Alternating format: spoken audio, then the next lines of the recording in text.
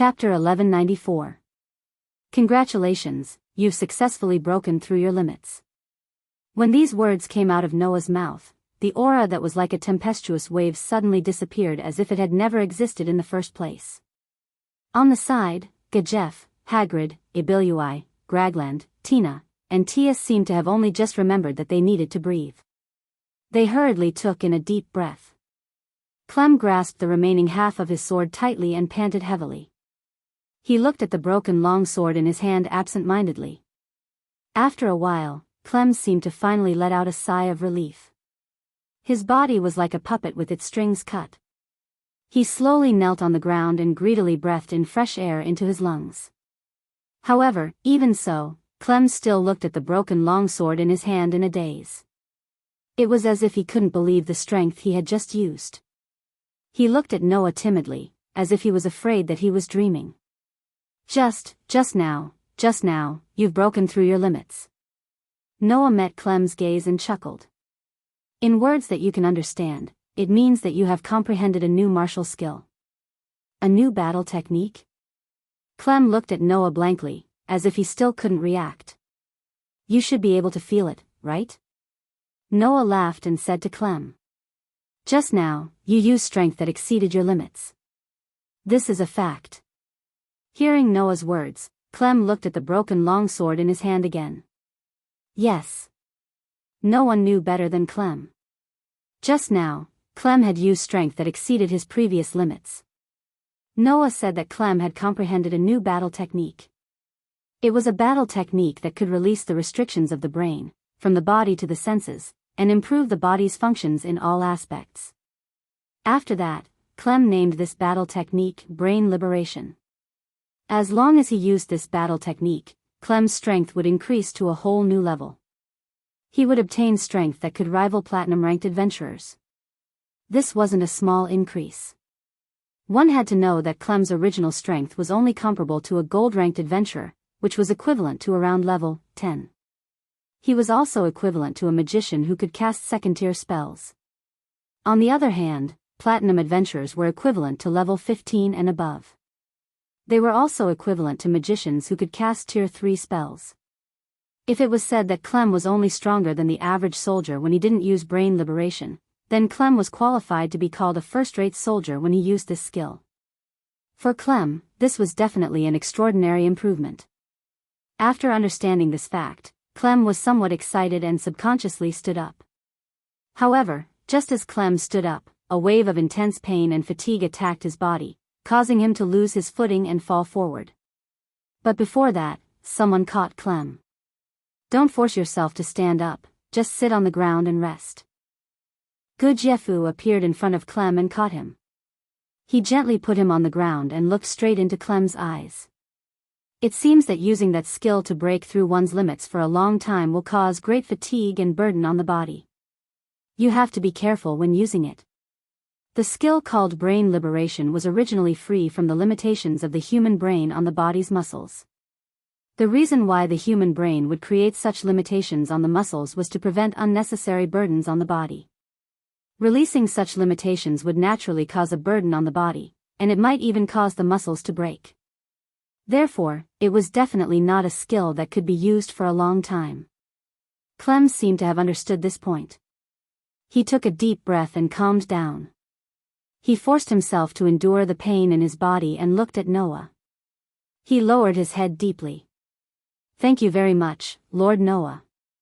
At this point, how could Clem not understand? Just now, the reason why Noah released such a powerful aura was to stimulate Clem's potential. When a person was at their limits, the chances of breaking through their limits would increase by several times. Noah, who understood this principle, after confirming Clem's determination, used this method to stimulate Clem's potential, allowing Clem to comprehend the martial skill called mental liberation. Otherwise, Noah wouldn't have released such a powerful aura to deal with an opponent who couldn't even leave a scratch on his finger. Therefore, Clem's heart was filled with gratitude towards Noah. Don't thank me. This is the result of your hard work. I only gave you a push. Noah spread his hands and acted as if he didn't do anything. Moreover, you wanted me to teach you how to fight, but I didn't have that much time to teach you step by step. That's why I chose to use such a method. It's not something to be grateful for. Even so, I am still very grateful. Clem said with a sincere tone. Without Lord Noah, I might not have been able to improve no matter how hard I work. If there is a chance, I will definitely repay your kindness. Then you should repay the warrior chief. Noah glanced at Gudjefu and said helplessly. It's because I'm indebted to Sir Warrior, and because Sir Warrior seems to care about you very much, that's why I gave you a push. This also made me realize that I underestimated Lord Dole. Gudjefu laughed bitterly. Not only are you a magic chanter whose strength is far above mine, you're also a warrior monk. Your body has been tempered to the point that it can rival steel. I'm sure I wouldn't be able to last more than 10 moves against you. This sentence was heard by Ihagi and the others who were also approaching. Magic chanter? Ibilui looked at Noah with great surprise. You're also a magic chanter? Tina and Tina also looked at each other before rising to their feet. It wasn't as if they hadn't seen people who practiced both martial arts and magic. However, as the saying goes, mastery is better than erudition. Focusing one's limited energy on martial arts and magic would only make one's martial arts and magic mediocre. To be able to improve one's magic to a level that even Gudjefu couldn't compare to, one had to be at least at the 5th tier of the fine steel tier. To be able to use 5th tier magic while also being as tough as steel as a warrior monk? Good boy, you hid your strength so well. Gagrain looked at Noah and laughed heartily after a while. Not bad, I'm interested in you. Do you want to sleep with me for a night, boy? Noah almost fell over. A one-night stand? Do you have to be so open? You'd better know your place, brainless ant. Annabelle walked over slowly, and stared at Gegland with an icy gaze. You want to serve Lord Noah like this? Why don't you go back to the furnace and be rebuilt? Gagrain glowered at them, and he was just about to yell something when Tina and Tia held him back. Don't you know where you are before speaking? He has a servant who's as beautiful as Princess Lana by his side. How could he be interested in you? With that said, Tina and Tia dragged the struggling Gagrain away. That's impossible. Ibirue muttered to herself as she looked at Noah through the mask. How could a human be so strong? And he's so young. Only Mihagi looked at Noah with a twinkle in her eyes. Soon, Mihagi seemed to have made a decision. She stepped forward and spoke to Noah. Mr. Noah, there's something I hope you can help me with. Noah was slightly taken aback by Haggis's sudden words. Ebru and the others were also stunned. Then, as if they had thought of something, they stood up in surprise. Leader. Elbaru hesitated for a moment and said with uncertainty. You're not thinking of asking him to help you with that, are you? Gudjefu also seemed to have thought of something. He looked at Noah with bright eyes. If we can get Sir Dole's help, then there won't be any accidents. Hearing this, Noah frowned slightly and looked around. When he found that everyone's eyes were fixed on him, he looked at Mihagi. Mihagi nodded and said, Please go inside and talk. Chapter 1195. Under Ohajisai and Gudjefu's greeting, Noah brought Annabelle and the fine steel-level adventurers of the Blue Rose Guild back into the mansion and came to the hall. Other than Annabelle, who was loyal to Noah, and Clem, who claimed that he did not have the right to sit on the same level as everyone present, the rest of the people sat down. Just as they sat down, Ohajisai went straight to the main topic. I wonder if Mr. Noah has heard of the organization called Yakushi. Yakushi? Noah raised an eyebrow. Until now, most of Noah's information about this world came from the Holy Bible of Sunlight of the Si Lien cult nation. The rest was obtained from Khan village. Therefore, Noah did not know much about some of the powers in the kingdom. However, some of the things that could be said to be well known, Noah only knew about them through hearsay when he was in Elanter. For example, Noah only knew about Princess Lana, who had the title of Gold, from hearsay. And in this part of the information obtained from hearsay, there were also some deeds of the so-called Yakushi organization. It was a powerful criminal organization that was entrenched in the darkness of the kingdom. Perhaps it was not known how powerful this criminal organization was, but from the general structure of this organization, one could more or less judge its power. It was said that the Ikushi organization was just like its name, divided into 8 departments. These 8 departments were respectively involved in the slave trade, assassination, smuggling, theft, drug trade, bodyguard, finance, and gambling, a total of 8 businesses. The departments coexisted with each other, and could be said to be the #1 illegal organization in the kingdom. Of course, this was not the most important thing. The most important thing was that this criminal organization had secret dealings with many of the kingdom's nobles. They were in cahoots with those dirty nobles, harming the people together. Their influence had already seeped into the political field. Therefore, even if in the eyes of the law, the Ikushi was undoubtedly a scourge, but because many nobles were secretly supporting this criminal organization, the kingdom could not do anything about it. Therefore, if one had to use a word to describe the Ikushi, the most suitable word would undoubtedly be malignant tumor. A malignant tumor that had taken root and sprouted underground in the whole kingdom. Now, since Ohajisai mentioned this malignant tumor, then, the answer to what she wanted Noah to help with was obvious. At that moment, Noah looked at Ohajisai. "You want me to help you get rid of the Ikushi?" Hearing this, Ohajisai's expression became a little bitter. Not only Ohajisai, even Gujiefu looked like he had swallowed some bitter water, as if he could not say anything. "If we can, of course we want to get rid of this criminal organization."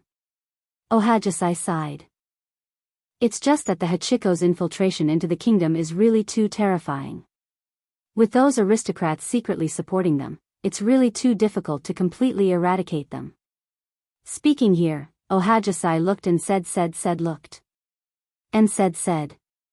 In the Ikushi, the 8 departments, S8 departments. The Ikushis, the Ikushi organizations is. Hearing this, Noah more or less understood what Haggis was trying to say. "Recently, we have received reliable information." Haggis looked straight at Noah. "It seems that the meeting of the managers of the various departments of the 8-book finger will be held soon." Ibilua, Gegland, and Tina straightened their backs slightly at Haggis' words. Noah, who was keenly aware of this, came to a realization. No wonder the 3 fine steel-level adventurers from the Blue Rose would suddenly appear in a border area like Elantir. It turned out that they had gone there to collect information on the Hachibana. "Do you still remember the outlaws from yesterday, Sir Dole?" Gujiefu asked Noah. "Those are the pawns that Hachibana first sent to the capital to prepare for the meeting. My subordinates discovered their tracks by chance, so I led the troops to chase after them. This proves that the meeting of the various departments of Hachibana will indeed be held in the capital in a few days. This is undoubtedly a good opportunity," Haggis said in a loud voice. "If we can find the location where the Hachibana is holding the meeting and take down those managers, even if we can't destroy the entire Hachibana, we can at least hurt the Hachibana." "Is that so?" Noah looked at Haggis meaningfully. "But isn't the Hachibana secretly colluding with many nobles? Even if we arrest them, it won't be long before they are declared innocent and released with the help of those nobles, right?" Hearing this, Haihei suddenly smiled. "That's only if our goal is to arrest them." There was no one who didn't understand the meaning behind Hagusi's words. Including Annabelle and Clem. "Those guys are just pests that pollute the kingdom." Gujiefu snorted coldly and said. "Eradicating all of them is definitely beneficial to the kingdom." "If that's the case, with everyone here, is there any problem?" Noah looked around at Haggis and the rest. "We have Sir Gujiefu, who is known as the strongest warrior in the kingdom, and the various elite fine steel-level adventurers. Can't we take down the Hachibana?" Haggis and the rest instantly looked at each other, then looked at Noah in unison. "Mr. Noah, the criminal organization of the Hachibana is not simple at all," Haggis said seriously. "In the 8 departments of the Hachibana, the security department in charge of bodyguards has many experts. Among them, there are 6 of the highest-level bodyguards known as the 6 Arms. It is said that every member of the 6 Arms is an existence that can compete with the fine steel-level adventurers. Every one of them is very strong." Gujiefu continued Haggis' words. "In terms of combat power, although the members of the Petsangshan are also fine steel-level adventurers, there are only 5 of them. Moreover, the other side not only has the 6 arms-level bodyguards, but also other combat personnel of various sizes. If the members of the Tatsangxiang were to face them alone, I'm afraid it would be quite disadvantageous. Noah's heart skipped a beat as he glanced at Ibirui. Ibirui seemed to have felt Noah's gaze and glared at Noah. Gujiefu probably didn't know Ibirui's true strength, right? Otherwise, he wouldn't think that the Tatsangxiang couldn't deal with the 6 arms.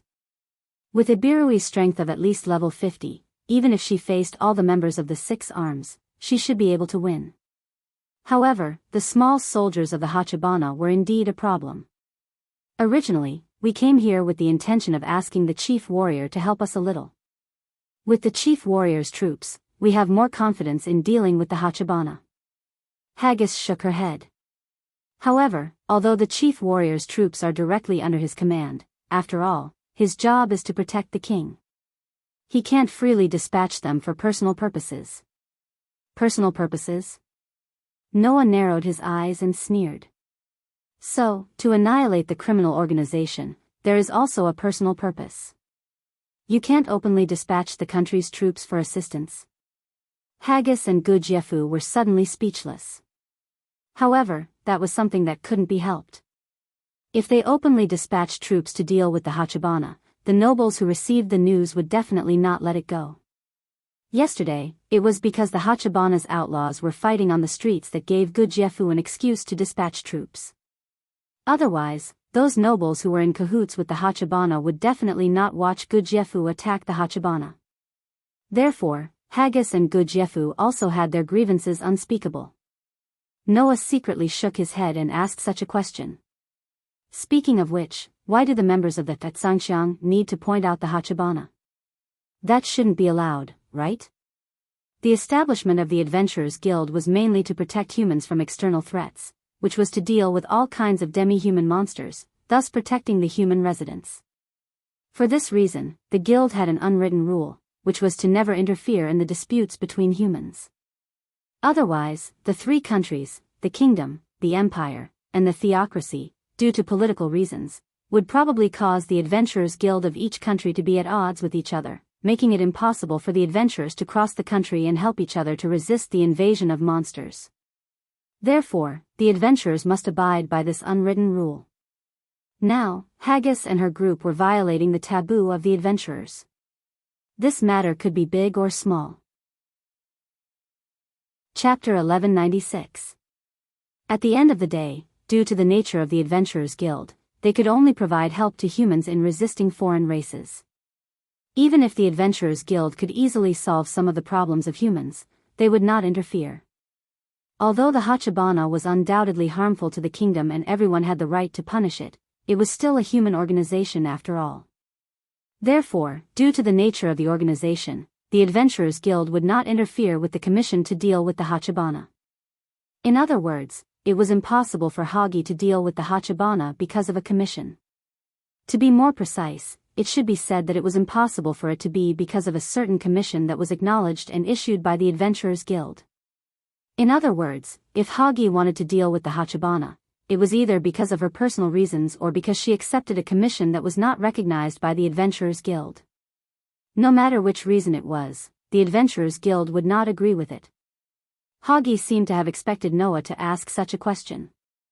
Just as she was about to say something, Clem, who had been listening quietly, suddenly spoke up. Lady Aindola will deal with the Hachibana because of Lady Lana's commission. Clem said. The princess has always been thinking of ways to deal with the Hachibana. Previously, she had tried her best to abolish the slavery system. However, the Hachibana was involved in the slave trade in the first place. Now, they are still involved in this trade. Therefore, the princess asked the members of the Blue Rose to help. This was the reason why Clem was here. Lana and I can be considered to be very good friends in private. That is why I cannot ignore her request. Haggis laughed in spite of herself. Moreover, to the kingdom, the Hachibana is also a tumor. If it is possible to get rid of it, I will not refuse. As for the Adventurers Guild, you don't have to worry about it. Ibirua glanced at Noah. Although we've violated the rules by getting involved in the conflict between humans, we're still fine steel adventurers. We can be considered the representative of the entire kingdom's adventurer guild. Moreover, the people we're dealing with aren't good people. The guild will still choose to turn a blind eye to our actions. Indeed. In the Adventurers Guild, fine steel adventurers had many privileges. Even the guild could not punish fine steel adventurers, let alone banish them. That being said, reputation and evaluation were also very important to adventurers. If they didn't have a good reputation, they wouldn't be able to accept many commissions. Although Hagi and her team would not be punished for dealing with the Hachibana this time, they had still broken the rules and their evaluation in the guild would still be lowered. Presumably, it would cause some kind of damage, right? However, Hagi still accepted the princess's request without hesitation. The rest of the members didn't seem to have any objections. So, Agagi and her group were really thinking for the kingdom, right? I was born a commoner, and I relied on my strength to get the position of warrior captain. I'm trusted by the king, and I've become a thorn in the eyes of the nobles. They can't wait to find a chance to get rid of me. They're always watching me, and it's no doubt inconvenient for me to take action. Gujiefu looked straight at Noah. Furthermore, the nobles are in cahoots with the Hachibana. My direct subordinates and I are unable to act rashly. That's why, if it's possible, we hope to receive your assistance, Your Excellency Dole. Of course, we won't let you suffer a loss. Hagi smiled mischievously. As the biggest criminal organization in the kingdom, the Hachibana must have taken a lot of benefits in secret. In the process of eliminating the Hachibana, no matter what kind of benefits we get, those benefits will belong to Mr. Noah. What do you think? Hagi's words made Noah laugh uncontrollably. Is this considered as a double cross? Anyway, if it's confiscated, it will be divided among the nobles who are in cahoots with the Hachibana for various reasons, right? Hagi shrugged. If that's the case, why don't we give it all to Mr. Noah? We can let anyone take advantage of it, but not those rotten people. Noah didn't know whether to laugh or cry, but he was indeed tempted. As the biggest criminal organization in the kingdom, the Hachibana was definitely the kind that was overflowing with wealth. Although Noah had endless steel to sell to ensure that there would be no shortage of funds, the operation of the big underground tomb in Nasarick was not only inseparable from money, but also the production of various weapons, equipment, and props could not be done without materials. In the Hachibana, there should be a lot of such materials, right? Moreover, many of the equipment, props, and items in this world also had magical uses. There must be a lot hidden in the Hachibana. For these resources, Noah had enough reasons to agree. What's more, Gujiefu let Noah get a huge gain with his own connections. Noah still owed this warrior such a favor. Since dealing with the Hachibana could give him a huge gain, and he could also return Gujiefu's favor, it was worth it to make a move. Annabelle. Noah looked slightly at Annabelle, who had been standing behind him, and asked, "What do you think?" Annabelle was slightly stunned. She didn't seem to expect Noah to ask for her opinion. When she reacted, she immediately said, "Everything will be decided by Master Noah." Well, this answer was within his expectations. At that moment, Noah pondered for a moment and looked at Agagi and Gujiefu. "What do you plan to do?" Hearing this, Agagi and the others suddenly smiled. This matter was settled. When the entire capital once again ushered in noon, in the direction of the city gate, a group of people quietly appeared here. With Agagi as the leader, the group of Wild Rose mercenary members had basically changed their equipment. Both Agagi and Gagrain had put on armor. Unlike Gagrain's heavy armor that was almost like a burly man's, Agagi was equipped with light armor. Only the breastplate, gauntlets, boots, and armor skirt were covered with a red tights. Together with her golden hair that shone in the moonlight, she could be described as heroic and radiant. Meanwhile, Tina and Tia had changed into tight-fitting black suits with black veils covering their faces, leaving only their eyes exposed. They were also equipped with breastplates, gauntlets, and kneecaps, and each of them held a dagger in their hands. Only Ebru was still wearing the same black robe and mask. She hadn't changed at all. Of course, it was not only Eberu who did not change. Noah and Annabelle also did not change their equipment. The group stood in front of the city gate. After confirming their equipment and the number of people, they nodded to each other. Then, let's confirm the battle plan for this time, Agagi said as she stepped forward. She had Tina and Tia spread out a map and pointed to a location on the map. Our target this time is here. This is. Noah looked at the mark on the map and frowned slightly. A village? The place Agagi was pointing to was a village. This is not an ordinary village, Agagi said in a serious tone. We have already investigated. This village is one of the departments in charge of the drug trade. It is used to cultivate drugs. Cultivate drugs? Noah said in surprise. An entire village is cultivating drugs? Yes. Agagi nodded heavily. This is only one of them. When she said this, there was a hint of disgust in her voice. That was disgust towards the nobles. In the kingdom, most of the land was owned by the nobles. The royal family only owned 30% of the land. The rest was privately owned. And this village was located in the territory of one of the nobles. Since the entire village was cultivating drugs, it was obvious that the nobles of this territory had instructed them to do so. One could only imagine how evil the nobles were. Our mission this time is to destroy this village. Agagi calmed herself down and explained the reason. Because we still don't know where the meetings of the various departments of the Hachibana are held. With the support of the nobles, it will be difficult for us to find out. So, as long as we attack this village, we will definitely alert the other party. Alert the other party? Noah was confused. What would happen if they alerted the other party? Wouldn't it alert the other party and make them more vigilant? Chapter 1197. It was unknown if Ohagi saw through the doubts in Noah's heart, but she said this in a fluent manner. Although the Hachibunjii is called an organization on the surface, in reality, as everyone knows, they are made up of 8 departments.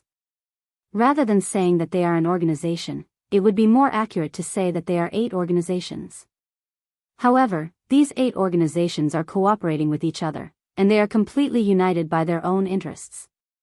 Ohagi pointed at the village on the map that was used to cultivate drugs. If we destroy one of the departments, which is the stronghold used by the drug trade department to cultivate drugs, then we should be able to obtain information on the other 7 departments. Haihei's words undoubtedly confused the rest of the people. Why was Ohagi so sure that the village had information on the other 7 departments of the Hachibunjii? Logically speaking, as partners in the same organization, this kind of important information that could possibly leak the information of their partners should not be very likely to appear, right? Only Noah, after thinking about how Ohagi had specifically emphasized that the Hachibunjii was only a cooperative organization, his heart skipped a beat. You mean to say that the drug department that is cultivating drugs in this village will deliberately put the information of the other 7 departments there to provide to the enemy? That's right. Ohagi laughed coldly. If it is an enemy that has the ability to destroy the stronghold, then for a department, it will definitely be a very difficult enemy to deal with.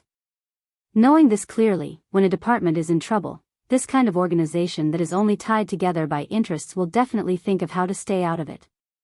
And in order to not let the other departments stay out of it, and in order to divert the powerful enemy's attention to the other departments, every department of the Hachibunjii should have prepared the information of the other departments in advance in the stronghold, right? Ibirui smacked her lips. Although I had already expected that the so-called underworld organizations would not really unite, I didn't expect it to be this ridiculous. Georgeland, Hina, and T also showed some disgust on their faces. Obviously, this kind of behavior that was equivalent to betraying one's companions, for an adventurer team that could entrust their lives to each other, it was definitely despicable. So, as long as we destroy this village, we can get information on the other 7 departments besides the drug department. Haggis clapped her hands, attracting everyone's attention. In addition, when we investigated this village, we also found out about the drug department. In this way, we have gathered all the information about the 8 departments of the 8 books. As long as they could gather all the information about the headquarters of the Hachibana's 8 departments and destroy them in one fell swoop, they would definitely be able to deal a fatal blow to the Hachibana. When that happened, the managers of the 8 departments that happened to be gathered in the capital would no longer be able to sit still. They would have no choice but to seek help from the nobles in the capital who were in cahoots with them. This way, with Hagi's status as a noble and a fine steel adventurer, together with Gu Jiefu's spies and Princess Lana's intelligence, they would definitely be able to follow the clues and find out where the managers of the 8 departments of the Hachikatsu are gathered.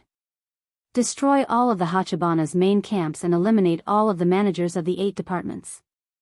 Then, the Hachibana will only be left with a few remnants, and the threat it poses to the kingdom will be greatly reduced. Hagi's eyes shone brightly. This is our plan. Hearing this, the gazes of the fine steel adventurers gathered on Noah. Although it was said that it would be easy to destroy the 8 main camps of the Hachibana, then eliminate the managers of the 8 departments, greatly weakening the power of the Hachibana. But how could it be easy to do? Other things aside, the 8 main camps of the Hachibana would definitely be filled with experts. Without a certain amount of military strength, it would be impossible to destroy them. Unfortunately, the kingdom was unable to provide any help in this aspect, so it could only be done by Haggis and her team. With the strength of one of the only 2 fine steel adventurer teams in the kingdom, destroying the main camps of the Hachibana's departments might not be difficult. But the difficult part was that once the main camp of a department was destroyed, they would know that the information about their own department would definitely be prepared by the manager of the destroyed department beforehand. The other departments in the stronghold would definitely respond accordingly, or even change their stronghold directly. Thus, if they wanted to destroy the main camps of the 8 departments of the Hachibana, they could only act at the same time. This way, even if every adventurer of the Blue Rose was the highest level fine steel adventurer and had the ability to destroy a stronghold by themselves, in the situation where there were only 5 members, they could only destroy the main camps of 5 departments at the same time. In addition, there was still the strongest fighter in the Hachibana, 6 Arms, who could be said to be comparable to a fine steel adventurer, so this plan was rather unrealistic. Unless Noah made a move. With Noah's inhuman combat power, and Annabelle, whose strength was still unknown, the chances of winning would be the highest. With Noah and Annabelle, when the time came, the group would be able to destroy the main camps of the 7 departments of the Hachibana in one fell swoop. As for the remaining drug department, because they had already received information, Gu Jiefu was always keeping an eye on it. Even if the troops directly under him couldn't be dispatched, they would still be able to deal with one stronghold. So, as long as Noah made a move, this plan would have a chance of succeeding. Under everyone's gaze, Noah spread his hands. Then, destroying this village that is cultivating drugs is the first step of the whole plan, right? Yes. Ohajisai nodded, her hand moved up from the map, and pointed to a mountain range. However, if we want to go to that village, we have to pass through this mountain range on the way. There are many magic beast tribes living in the mountain range, so we have to cross over to reach that village. After saying that, Ohajisai let Hina and T put away the map, and looked around at everyone. We don't know when the meeting of the 8 departments of the Hachibana will be held, so we have to hurry up and not let the other party's meeting end and leave the capital. Then, we won't be able to catch those managers. Everyone nodded one after another, indicating that they understood. Then, let's use flight first and rush to the mountain range in one go, then enter the mountain range. Ohajisai looked at Noah and Annabelle. Can Mr. Noah and Miss Annabelle use flight? No problem. Noah nodded. Let's go. After receiving Noah's signal, Ohajisai and Ebra stepped forward at the same time, and took out a scroll of parchment from their arms. It was a scroll. Ohajisai and Ebra shook the scroll in their hands at the same time. With a wave of magic, 2 translucent floating boards appeared behind the 2 girls. That was the first grade spell called Floating Plank. Its effect was just like its grade, it was not very big, and it could only create a translucent floating board. The size and maximum weight of the floating board created by this spell were originally affected by the caster's magic power. However, if this spell was launched with a scroll, then the maximum weight would be 1 square meter, and the weight would be 50 kilograms. The floating board created by this spell would move behind the caster, and it could be as far as 5 meters away. Now, the reason why Ohajisai and Ebru used a scroll to launch this spell was to let Gerland, Hina, and T, who could not use flight, ride on it, and let Ohajisai and Ebru carry it on their journey. The reason why they did not need to carry it was because this spell could block the weight. If they carried it, it would affect their flying speed due to the weight. If they used this spell, then it would not affect their flying speed. The only thing to worry about was whether Gerland, Hina, and T exceeded the limit of 50 kilograms. Fortunately, Hina and T were not that heavy, and the two of them could ride on one floating board. Gerland's heavy body was a problem, but she had a magic ring that could reduce the weight, so there was no problem. Thus, not long after, the group flew into the sky at the same time, and disappeared in midair. It had to be said that using the flight spell to hasten their journey was indeed very efficient. In less than an hour, the group arrived at the designated mountain range. Let's land at the edge of the mountain range. In midair, Ohajisai said so. There are many flying magic beasts in the mountain range. If we fly directly, we will definitely be attacked by a large number of flying magic beasts. The group nodded, and followed behind Ohajisai, descending towards the mountain range. Chapter 1198. In a corner of the forest at the edge of the mountain range, Noah and the rest landed on the ground at the same time. Noah raised his head and looked around. When they were in the air, Noah saw that this mountain range was basically a forest. As long as they crossed the forest, they would be able to reach the village on the other side of the mountain range, which was used by the Yakumo drug department to cultivate drugs. In fact, whether it was in the game or in this world, there was the existence of teleportation magic. That was magic that was above the 5th grade. Depending on the grade, the distance that teleportation magic could teleport and the number of people that it could carry would also be different.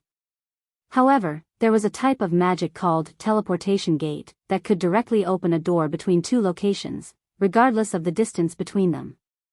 After passing through the door, then, no matter if it was a living or non-living thing, they would be able to instantly reach the location on the other side of the door. Noah did not know how to use this kind of magic. However, in Noah's treasure trove, there were many tools that could use the effect of portal. Moreover, even if he did not use those tools, Noah could use the guild weapon, Ain's Ur Gong staff, that he obtained from the underground tomb in Nassarik. If he used the portal, it would only take a moment to reach the village. However, teleportation magic would always be accompanied by many uncertainties. Just like the underground tomb in Nassarik, wouldn't it be able to hinder the activation of teleportation magic? There were many tribes of magical beasts living in this mountain range, and perhaps there would also be ways to hinder and delay the activation of teleportation magic. Therefore, if they were to recklessly activate the teleportation magic and cause the group to be teleported to places like the underground, then they would be done for. This was also the reason why Ohajisai did not suggest using teleportation magic. After all, Ibirui could use the 5th grade teleportation magic. Moreover, if they were to fly, they would also be attacked by flying magical beasts, so for the sake of safety, they still thought that they should use the method of walking to cross the mountain range. In the forest, with Noah as the leader, everyone was observing their surroundings and fell into silence. This was because everyone present could feel the murderous aura and heavy atmosphere in the air, which proved that there were magical beasts everywhere in the mountain range. We need to be careful to avoid a fight, Ohagi lowered her voice and said to everyone. Once we attract an entire tribe of magical beasts, even we will be at a disadvantage in battle. It's not as simple as that, is it? Ibilua suddenly interjected. If we cause too much of a commotion and attract several magical beast tribes, then even we can only flee. We'll have to see what kind of monster it is, Giglan said casually as he carried his weapon. If they're goblins and ogres, it doesn't matter how many of them there are. On the other hand, if a few of the more powerful undying come, we'll be in big trouble, Tina said. When I was collecting information, I heard that in this mountain range, there are indeed some powerful undead. Even the demon tribes are not willing to provoke them. But don't we still have Mr. Noah and Iberia? T retorted. With those two around, even if there are powerful undead, it shouldn't be a problem, right? Everyone's words made Noah mutter in his heart. That might not be the case. If there were undead like Shadia in this mountain range, then a few of them could really cause trouble for Noah. However, Shadia was a true ancestor of vampires at level 100. With the power level of this world, even if there were such existences, it was impossible for there to be so many of them. Moreover, this mountain range was not very far from human settlements. Many people had crossed this place before.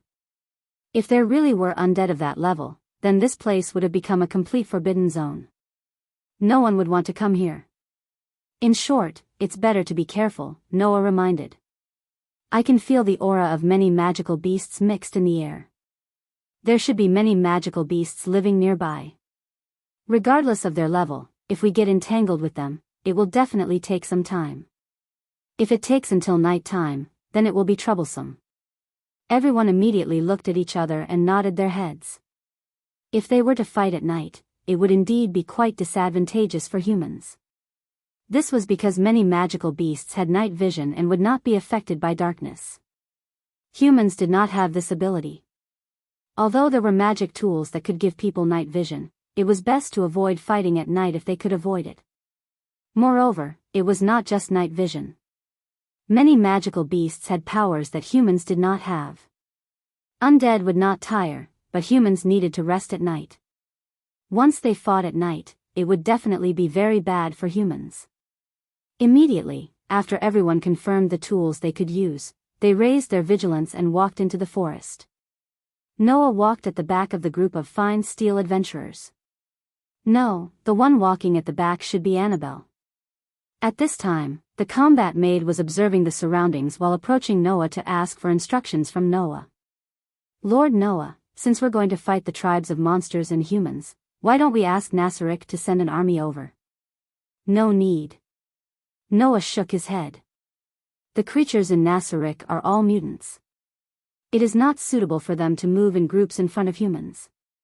Moreover, with our strength, it will not be difficult to solve this incident. There is no need to mobilize a large force. You just need to be ready to go all out at any time. Yes. Annabelle bowed her head and accepted the order. Then she continued to guard Noah's back, vigilant of the surroundings. Although Annabelle was only level 63, she was an 8th order magic caster. As long as Annabelle went all out, she would definitely be a legendary existence for humans who could not even use 7th order magic. In order not to cause unnecessary trouble, Noah let Annabelle only use 5th order magic on the surface. However, if they really encountered trouble, they would be fools to hold back. So, the group began to move cautiously in the dense forest, but they moved unswervingly in the direction of the village. The forest was eerily silent. There was not even the sound of birds, beasts, or insects. Under such circumstances, in order to avoid fatigue caused by high concentration, Noah and the others divided into groups to guard the surroundings. However, the more they walked, the more Noah felt that something was wrong. It's a little strange, although Noah's muttering was soft, at this moment, even the sound of a needle falling to the ground could be heard clearly. No one could not hear his voice. Mr. Noah, do you think so too? Annabelle slowly came to Noah's side. She did not care about the difference between a man and a woman. She directly stuck close to Noah and let her voice be as soft as possible. In any case, it's really strange for it to be so quiet. Even if there are no birds, beasts, or insects, it's fine. There are many magical beast tribes living in this mountain range.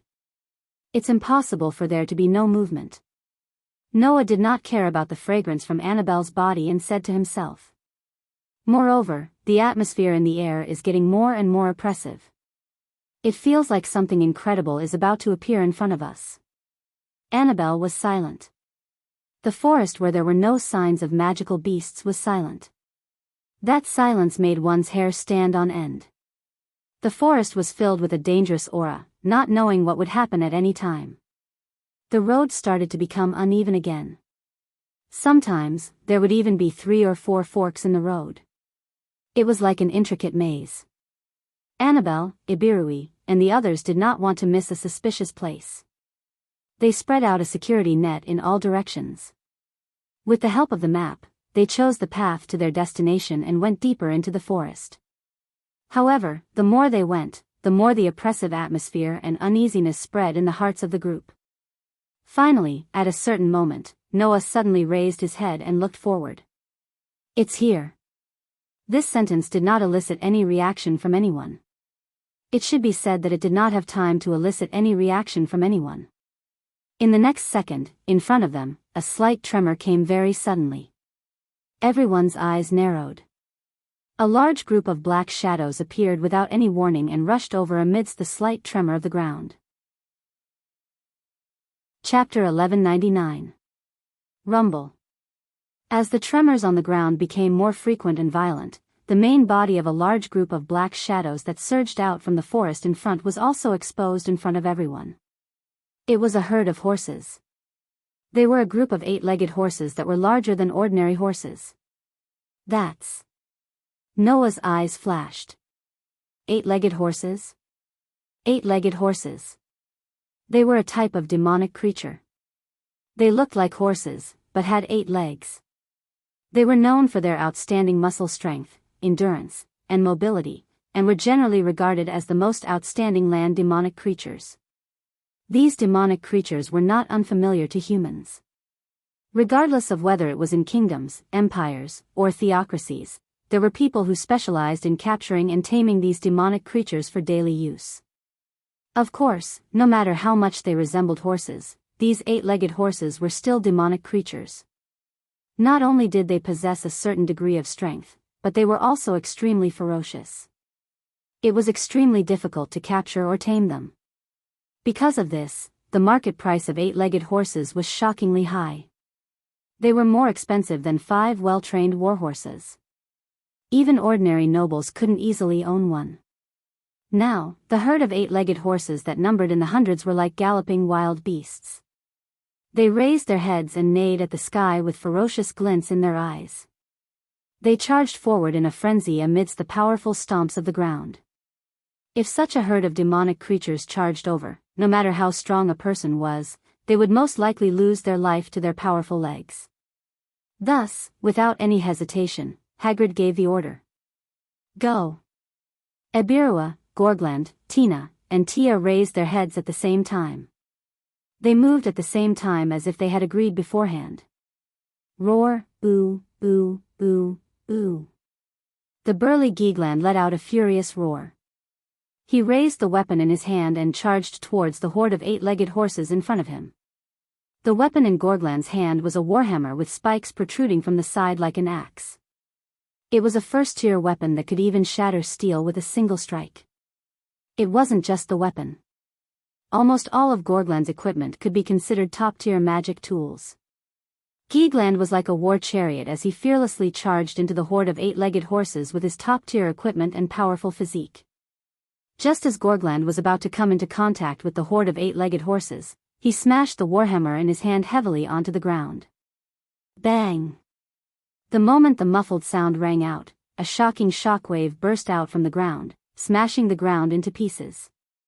The shockwave that exploded surged toward the horde of 8-legged horses like a tide, sending the incredibly strong demonic creatures flying and instantly disrupting the horde's momentum. Chi!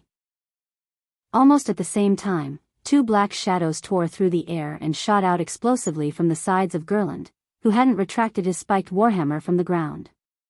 Like ghosts, they swept past the 8-legged horses that were sent flying. Poochie! The sound of their bodies being pierced reverberated through the air. It was the sound of the 8-legged horses' bodies being sliced apart by the sharp daggers in the instant that the 2 shadows flashed past them.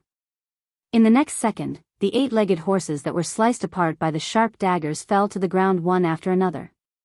The 8-legged horses that fell to the ground either turned a strange green all over, or their wounds didn't shed a single drop of blood. It was as if they had been sucked dry and shriveled up. The 8-legged horses that had turned a strange green all died from poison. The poison dagger that they had bought from Noah was fully utilized by Tina and Tia. In addition to the poison dagger, Tina and Tia also had their own famed weapon, the vampiric dagger. As the name implied, it was a special weapon that could absorb all blood in an instant. The 8-legged horses that didn't shed any blood and shriveled up were easily killed by this weapon.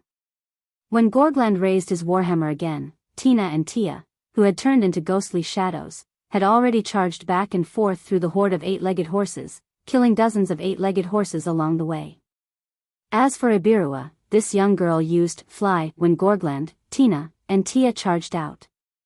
She floated in the air and waved her hand. Rich magic fluctuations immediately reverberated around her petite body. In the next moment, a series of crystal-like knight spears suddenly appeared around Ibirua. Like arrows, they shot out explosively and fell into the horde of 8-legged horses. Poochie poochie poochie poochie. The powerful 8-legged horses were easily pierced through from top to bottom by the crystal spears. They fell to the ground amidst mournful cries. Seeing the crystal spears that appeared around Ibirua, Noah was slightly surprised. That's the 4th rank spell, Crystal Knight Spear. Ibirua smiled sweetly at Noah. Ibirua is an elemental mage, and her spell is limited to the most powerful type of earth element crystal. Hearing this, Noah looked at Ibirua with interest. As mentioned before, there were all kinds of professions in this world. Elemental mages were one of the professions of magic chanters. Elemental mages were specialized magic chanters that focused on strengthening a specific attribute. When these mages used spells that focused on strengthening a specific attribute, their attack power would increase by several times. But on the other hand, once their area of expertise was sealed, they would become very weak.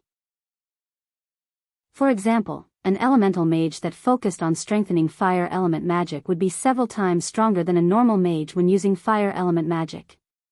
But if they were restrained by water element magic, their combat power would decrease several times.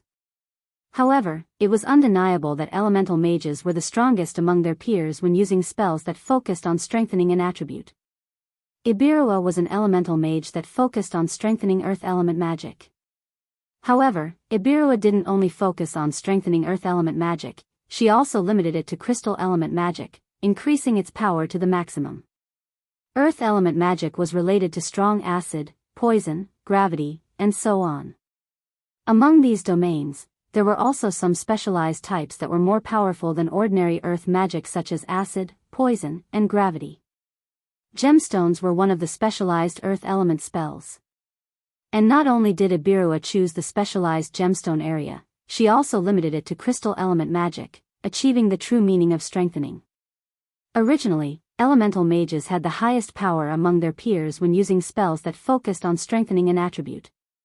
While becoming an elemental mage, Ibirui also chose the gem specialization, which was more powerful than most spells in the earth magic. Under such circumstances, Ibiru was still not satisfied.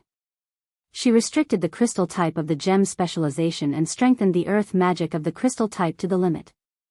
Triple enhancement. One could only imagine how frightening Ibirui's earth magic was when she used crystal gem enhanced earth magic. Noah even noticed that Annabelle couldn't help but glance at Ibirua. That was because Annabelle was also an elemental mage that focused on strengthening lightning element magic. That was why no one knew better than Annabelle just how much power Ibirua's extreme enhancement would bring out. Ibirua's level wasn't as high as Annabelle's. However, Annabelle had no choice but to pay attention to Ibirua, who had enhanced her magic to such an extent. Noah estimated that if Annabelle and Ibirua were to fight, Annabelle would still win. However, if Annabelle didn't use her most powerful 8th grade magic, it wouldn't be that easy to defeat Ibirua. Ibirua kept throwing her crystal knight spear, piercing through the bodies of 8-legged horses one after another. Tina and Tia also shuttled through the horde like a gust of wind, using their poison dagger and vampiric blade to instantly kill magical creatures. Gagrain also violently swung the heavy hammer in his hand, smashing away the 8-legged horses that were much stronger than him. Noah smiled faintly. As expected of a team of elite steel adventurers. Both their strength and cooperation are impeccable. Being praised by such an unfathomable person like Noah made Ibirua puff up her chest and reveal a happy expression. After all, that was Ibirua's team, wasn't it? Chapter 1200. Bam! When the last 8-legged horse fell to the ground with a muffled thud, the entire space returned to silence. In the dense forest, the 8-legged horses were lying on the ground in different states of death. Some were pierced through by crystal-like night spears. Some had their chests crushed by violent spikes and hammers. Some of them were stained green by the extremely poisonous dagger. Some of them had their blood sucked dry by the bloody blades. There were so many different ways to die that it made one's hair stand on end. Among the horde of horse-like corpses, Ibirua, Geegland, Tina, and T stood in different positions and surveyed their surroundings. Even after dealing with hundreds of powerful magical creatures, the 4 fine steel adventurers didn't show the slightest sign of fatigue. That wasn't because the 4 of them were wearing magical tools that didn't allow them to get tired. Instead, it was because they were all fine steel adventurers. They were far from having to use their full strength to fight until they were out of breath. In particular, some of them were wearing magic tools that could restore physical strength and heal injuries. This level of danger was nothing compared to the true danger. Not only that, but the 4 of them were also in the mood to chat. Hundreds of 8-legged horses, they all died just like that? It's a pity. If we didn't have another mission this time, we would have captured all of these 8-legged horses and sold them. Even if they weren't tamed, some arrogant nobles would have eagerly bought them, right? That's one less chance to make a fortune. Ibirua, Geegland, Tina, and T chatted leisurely. Ibirua didn't know whether to laugh or cry. Only Noah was slowly pacing between the 8-legged horse corpses. His brows were tightly furrowed, and the more he walked, the tighter his frown became. Ibirua keenly sensed that something was wrong with Noah and turned to Noah. "What's wrong?"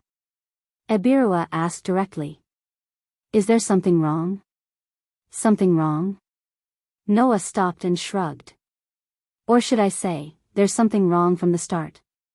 Noah's words made Ibirua and the others a little confused. What did he mean by that? Seeing this, Noah voiced his opinion. "I think the process of you guys dealing with these 8-legged horses was a little too smooth." This sentence made Ibirua and the others even more confused. What's so strange about it being so smooth? Geegland's manly and resolute face furrowed his brows into a knot. "It's just a bunch of 8-legged horses. You don't think we had a hard time dealing with them, do you?" Although the 8-legged horse was a demonic creature, it wasn't a big deal to those with true strength. After all, in human society, there were people who captured and tamed 8-legged horses and sold them as commodities. Many influential nobles even treated 8-legged horses as a symbol of status. They would use 8-legged horses to pull carriages when they went out to show their nobility. Since they were reduced to a commodity, it was enough to prove that 8-legged horses were not powerful magical creatures. After a rough estimation, the 8-legged horse was equivalent to a silver or gold adventurer, equivalent to a second-grade magic caster, and the same level as Clem, around level 10. In front of a level 29 fine steel adventurer, unless there were tens of thousands of such monsters, they would not pose much of a threat. If that was the case, what was so strange about it being a little smoother? It wouldn't be strange if it was just a little smoother, but the problem is that it wasn't just a little smoother. It was too much, Noah said with a frown. Didn't you guys notice that when you were dealing with the 8-legged horses, these magical creatures didn't resist at all? They were just charging forward. Noah's words were like waking up a person from a dream, causing everyone present to be shocked. This time, even Haihagi's brows furrowed. "Indeed, I didn't see any resistance from the 8-legged horses. They were just charging forward. This is too abnormal, right?" Noah interrupted Ibirua and exposed what he was thinking. It didn't look like they were charging at all. It looked more like they were running for their lives. Running for their lives? Ibirua, Gorgland, Tina, and Tia looked at each other. Running for their lives? The 8-legged horses were running for their lives? Why? Actually, Noah didn't say one thing. That was, the entire forest was too quiet. Logically speaking, since there were quite a few magical creature tribes here, it shouldn't be so eerily quiet. Unless something unusual had happened. Thinking of this, Noah turned his head and looked in the direction where the 8-legged horses had come from. If he wanted to know the answer to this, he would have to go and take a look. And so, Noah didn't hesitate and walked in the direction the 8-legged horses came from. Without any hesitation, Annabelle immediately followed behind Noah and moved forward together. Haggis and the others glanced at each other, then followed after him. In the end, they didn't walk for long. About 20 minutes later, Noah was the first to stop. He looked ahead with a hint of astonishment on his face. It wasn't just Noah. Even the group of fine steel adventurers who had followed them widened their eyes. This was because what appeared before them was an extremely abnormal scene. To be more precise, it was an open space that had been ravaged beyond recognition. The dense trees that were originally everywhere seemed to have been crushed by something, breaking apart and creating an empty space. The ground also seemed to have been crushed into powder and gravel, as if there was a huge monster that had gone on a rampage. What was even more horrifying was that there were traces of a strange liquid everywhere in such an open space. Some of the trees that had turned dark purple also had the same strange liquid on them. It made the trees seem as if they were burning, emitting black smoke and a pungent stench. What's going on? It stinks. Both Tina and T covered their noses with their arms. Ebirua and Gagrain's faces were tense. Because Ebirua was wearing a mask, no changes in her expression could be seen. However, one could still feel that her gaze was full of astonishment as she looked at the ravaged open space in front of her. Noah, on the other hand, noticed something else. Walking forward, Noah came to the front of a wreckage. It was as if it had been corroded or swallowed. Only less than half of its body was left. This is... Haggis followed behind Noah. She looked at the wreckage, and her eyes flickered. The corpse of an 8-legged horse? The rest of the people also looked down at the wreckage and stood there in a daze. It can't be. Ebirua said in a low voice. Apart from us, there are other fine steel adventurers who came here, right? A fine steel adventurer team. No one guessed that it was Mithril. No one guessed that it was orichalcum. Instead, they guessed that it was the highest grade, fine steel. This proved that Ebirua believed that the wreckage in front of them was not something that could be done by fine steel adventurers. In response, Ebirua slowly shook her head. Apart from us, there is only one other fine steel adventurer team in the kingdom, and I did not receive any news of them coming here. So... Gagrain said in a low voice. What's going on here? It's obvious that something came here and hunted the 8-legged horse. Noah glanced at the wreckage on the ground. Moreover, it's not an adventurer. Silence descended upon them. I have a bad feeling about this, Ebirua said, as if she wanted to express her thoughts on behalf of everyone else. Let's leave this place quickly. No one objected to Ebirua's words. Except for Noah. Leave? Noah chuckled and shook his head. He looked up and stared ahead as he uttered these words. How about we ask that big guy over there if he agrees? Chapter 1201. For a moment, almost no one reacted to Noah's words. Of course, there was no need for them to react. Because, in the next moment, everyone trembled all over, as if they were covered by sticky air. Their necks stiffened, and they raised their heads to look forward. Roar, it was a sound that sounded like the growl of a huge beast. When such a sound rang out, but it echoed very clearly in the entire space, everyone present saw it. In front of them, in the depths of the forest, a huge shadow suddenly emerged, dragging a long tail behind it. As the ground trembled slightly, its body stretched out. Because it was still daytime, everyone's vision was not greatly limited. Therefore, almost at the instant that the huge black shadow appeared, many people were able to see the full appearance of that figure. It was precisely because of this that except for Noah and Annabelle, the rest of the people's bodies stiffened. It couldn't be helped.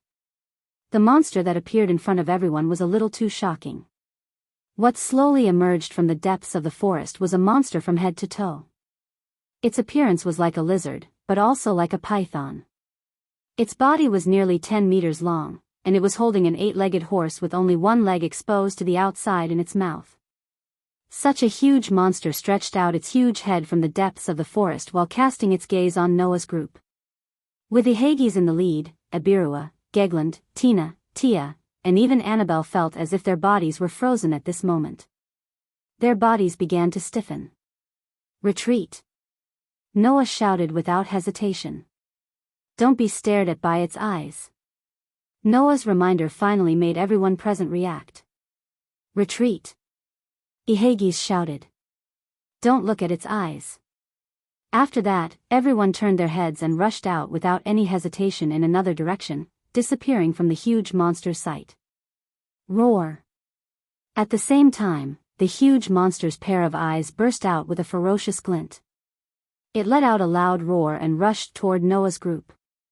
Clap, clap, clap, clap. In an instant, wherever the huge monster passed, the trees were smashed into pieces. Taking a closer look, the trees and ground that were hit by the huge monster were corroded by the viscous liquid that dripped down from the monster's body, emitting black smoke and a foul stench. Sensing the menacing behemoth behind him and the huge commotion, Gegland was the first to shout. "It's a huge basilisk. What kind of joke is this? Huge basilisk." Anyone who had a little knowledge of monsters would know the name of the huge basilisk. The reason was simple.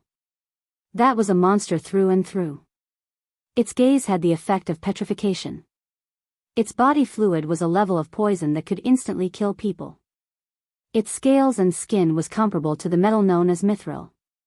It was an extremely terrifying type among monsters, a huge monster that was above the level of fine steel adventurers. Especially for close-range combatants, its body fluid was highly toxic. Its scales and skin were incomparably hard. Even its gaze could petrify people. It was the natural enemy of natural enemies. It might be difficult to understand the strength of the huge basilisk, but it was much more obvious if it could be differentiated by level.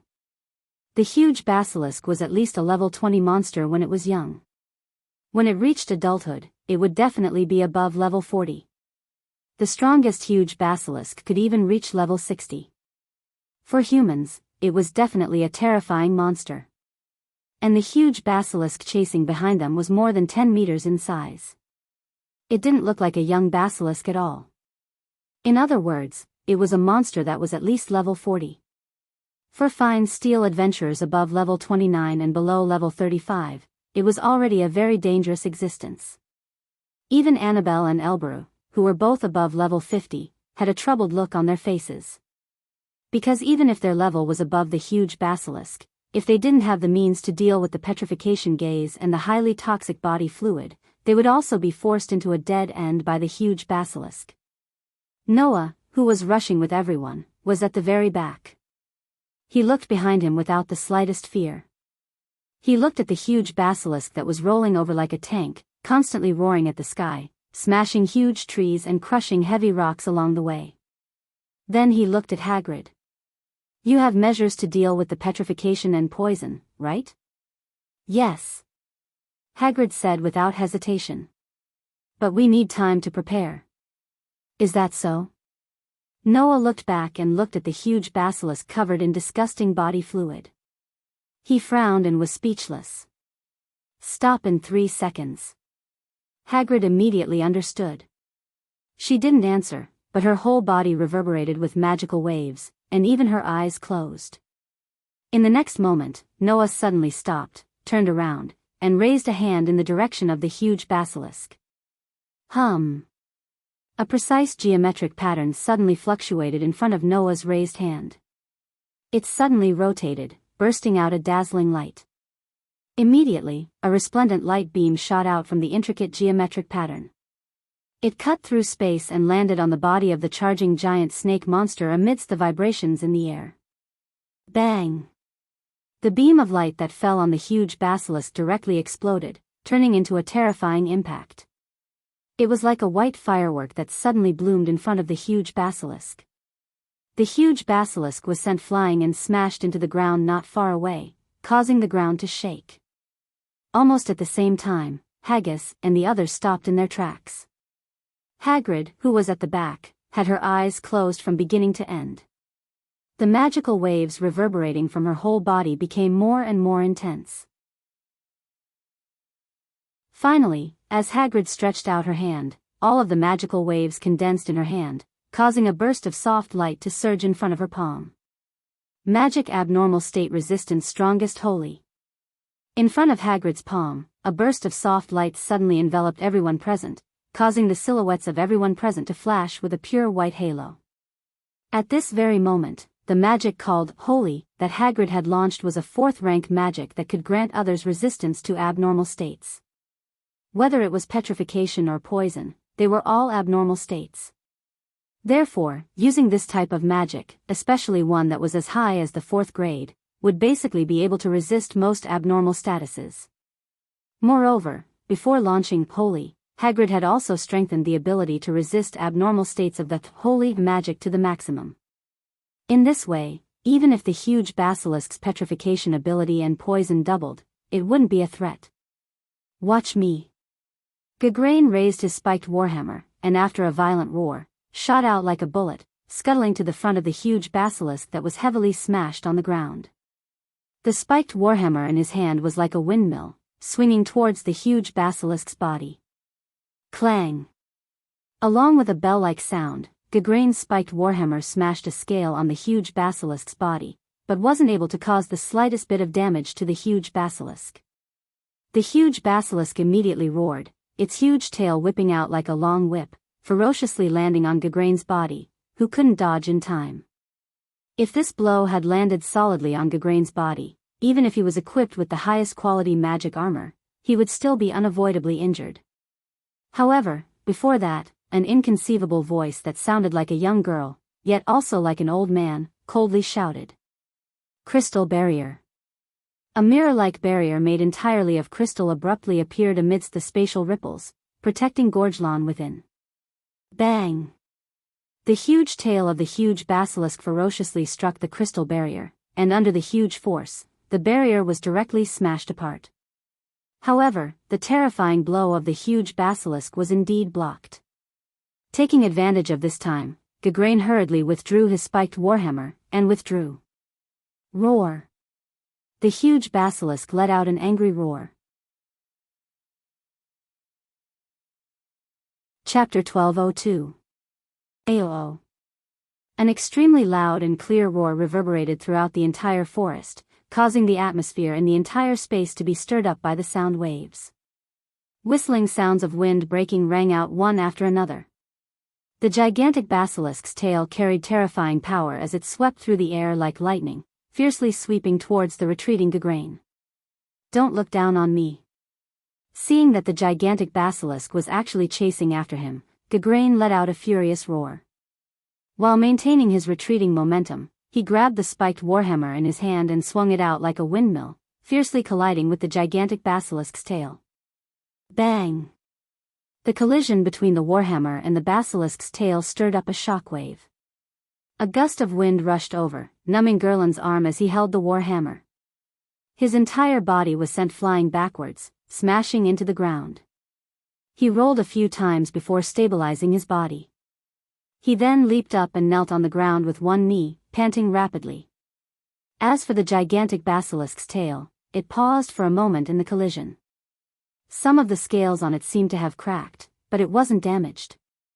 The hardness of the gigantic basilisk scales and skin was comparable to that of mithril.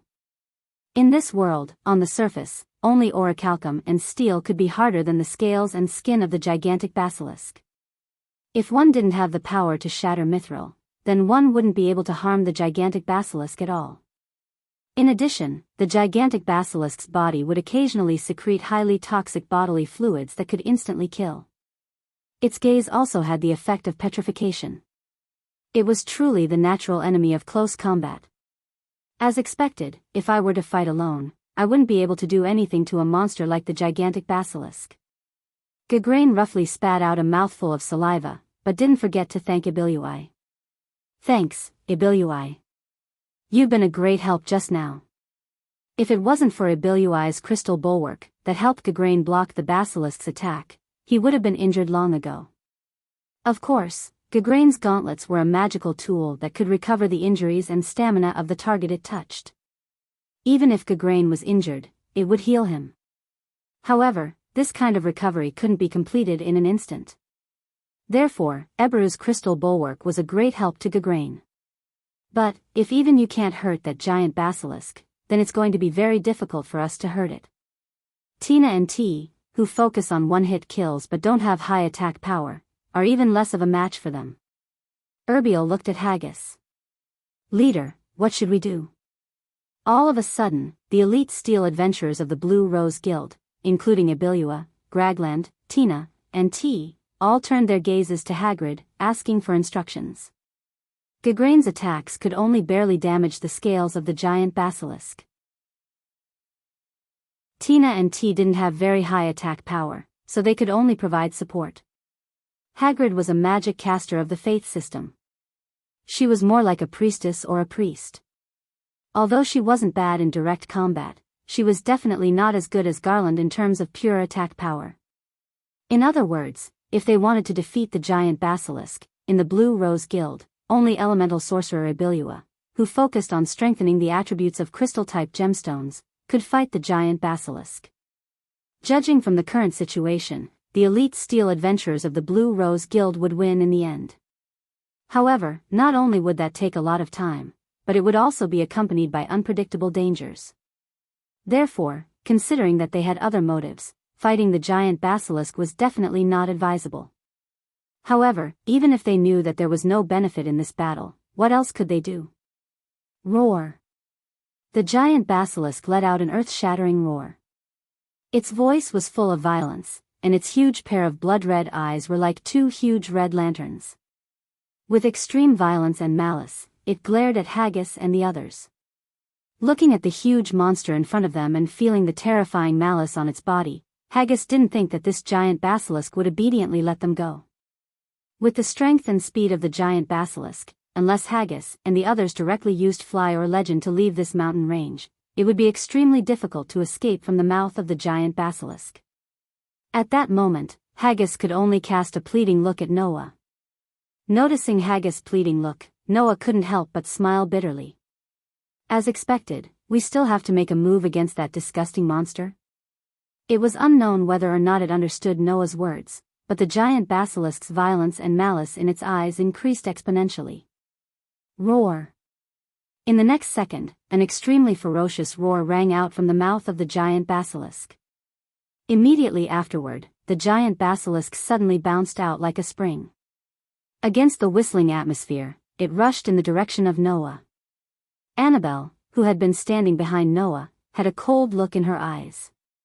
Just as she was about to rush in front of Noah to protect him, Noah seemed to have guessed that Annabelle would do this and spoke softly. "You don't have to make a move."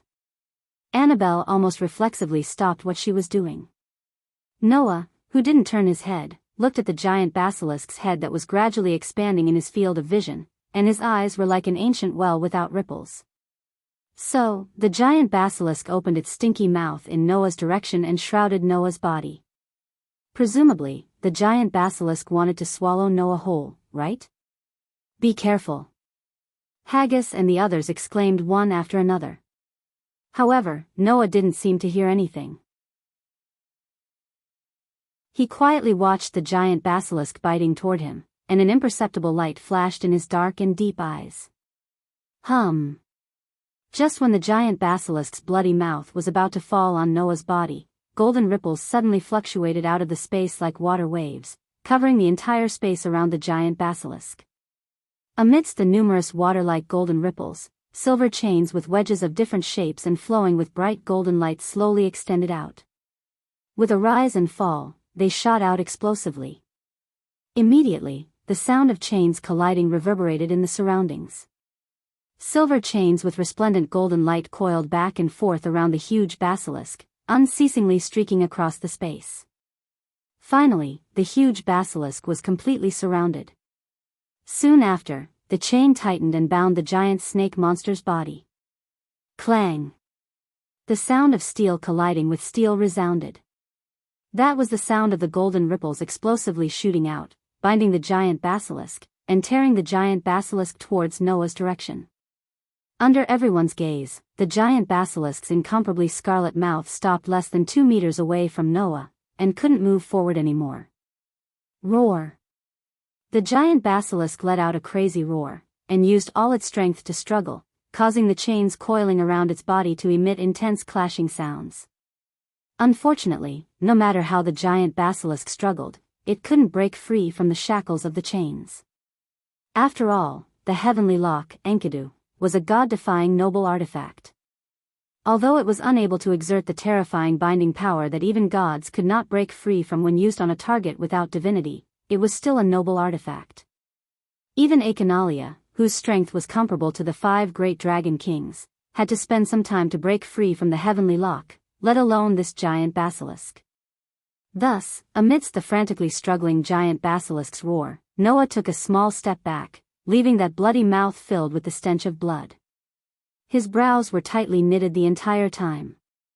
Although I'm not afraid of poison, I really don't want to come into contact with the disgusting body fluids of this snake. The mouths of the fine steel adventurers, led by Iguana, Elua, Gragland, Tina, and Tia, twitched slightly. If they were to face the giant basilisk, then the fine steel adventurers, Wild Roast Song, would have to fight with their lives on the line. How could they care about the disgusting body fluids? In contrast, Noah easily subdued the giant basilisk, and even captured it alive. He actually had the leisure to worry about coming into contact with its body fluids? Was the difference between them so obvious? Chapter 1203. Under the binding of the heavenly lock, Enkidu, the gigantic snake monster was like an ordinary snake that had its weak spot pinched. Even if it struggled with all its might and roared at the sky, causing the ground and atmosphere to tremble, it was still unable to move an inch.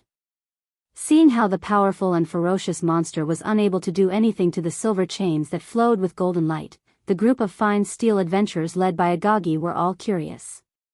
What kind of chains are those? Ibilua asked the question that was on everyone's mind. Even a magical creature like the giant snake monster can't do anything to it. That chain is definitely comparable to those famous magical tools in the legends, right? Hearing this, Noah just shrugged and said this perfunctorily. No matter what grade of magical tool it is, as long as it works, it's a good magical tool.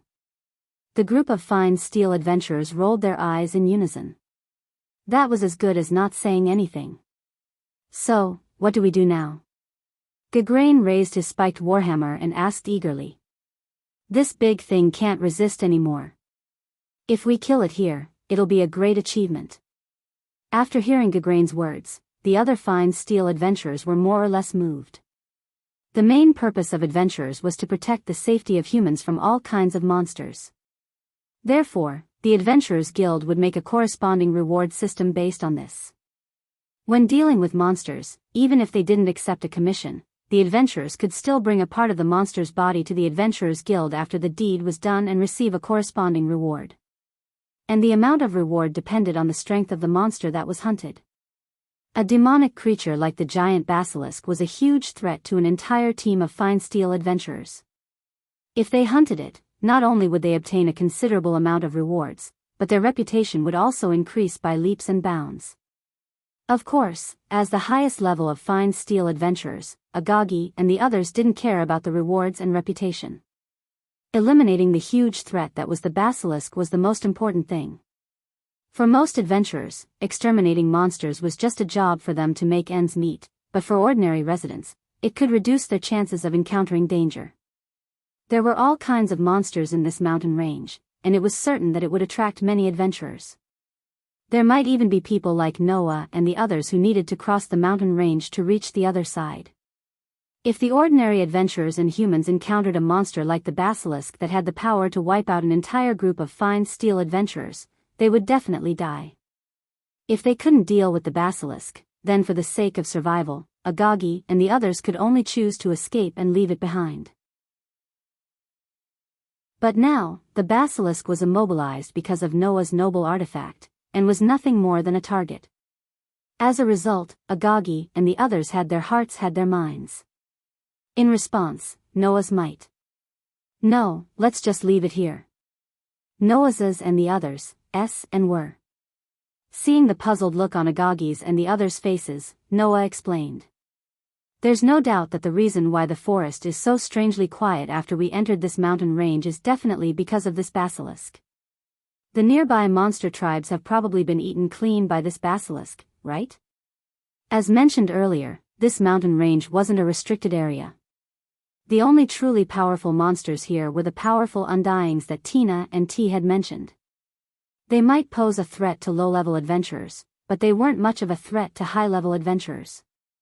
As long as there was someone comparable to a mithril, even if they couldn't run rampant in this mountain range, they definitely wouldn't lose their lives for no reason.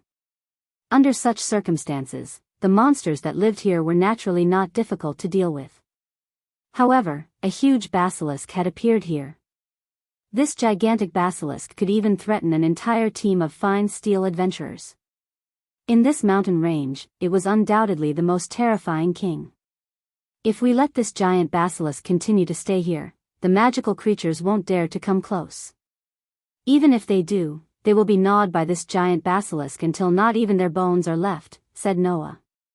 So, if we let it continue to stay here, not only will it effectively eliminate the other monsters, but it will also ensure that the monsters won't come close. Whether it's for us who need to hurry and don't have the time to fight with the monsters or for others who need to pass through here, it's a good thing. Ibilui, Glenn, Tina, and Tia all came to a sudden realization. If that was the case, it wasn't wrong. Agagi was the only one who objected. Although this will reduce the threat of the other monsters, the basilisk itself is still a threat, isn't it? Only then did everyone come to their senses. Leader is right. Ibilui looked at Noah. Although it's a good thing to reduce the threat of the other monsters, the basilisk itself is a huge threat. It's even more of a threat than the normal monsters. If we let it stay here, it'll definitely be a threat to us. This isn't a problem either. Noah recalled the information he knew about the basilisk. Giant basilisk is a magical creature with a strong sense of territory. That's why this giant basilisk hunted down all the magical creatures around it. But at the same time, such a magical creature wouldn't leave its territory so easily. As long as we report to the Adventurers Guild, the people there should be able to use intelligence magic to find out the area where the giant basilisk is active. Then, if we prohibit others from entering this area, there shouldn't be a problem. After hearing Noah's explanation, everyone was relieved. If that's the case, then it won't be a problem. Agagi seemed to think that this was more feasible and nodded. Then, about the basilisk, we'll report to the Adventurers Guild when we get back. Then, are we going to retreat now? Ibilui pointed at the chains on the basilisk that was still struggling and roaring. Don't you want the chains? Yeah. Gigland quickly followed. Since you don't want to kill this big guy, then you can't untie the chains, right? Once it's untied, this big guy will go crazy again, won't it? If that's the case, you don't have to worry about it. Noah couldn't help but laugh. Let's just go. As for the chains, after we leave this place and run to a safe distance, it will naturally return to us. After all, Noah's Gate of Babylon had an automatic recovery function. After Noah left this place, he could remove the shackles of the Enkidu. The Gate of Babylon would retrieve the Enkidu. Therefore, there was no need to worry about this problem. Just like that, Noah and his party continued to walk into the depths of the forest amidst the berserk roars of the basilisk. Just as Noah predicted, due to the presence of the basilisk, most of the nearby magical creatures had either died or fled. There weren't many left. If not for the basilisk, Noah and his party would have had to deal with at least 4 or 5 waves of magical creatures. But because of the basilisk, Noah and his party only managed to deal with a wave of goblins and ogres that even the lowest level bronze and iron adventurers could deal with. The rest of the journey was much smoother. Only after they had walked a certain distance did the appearance of magical creatures become normal. This proved that Noah and his party had walked out of the basilisk's territory. And now, they weren't far from their destination. Under such circumstances, Noah and his party welcomed the arrival of darkness. Gigland, who was walking at the forefront and acting as the vanguard, glanced at the darkening sky, turned his head, and shouted to Noah and Hagrid. "It's dark, shouldn't we stop?" Hagrid looked at Noah and waited for Noah to nod in agreement before speaking. "Then, let's set up camp nearby." Everyone nodded in agreement.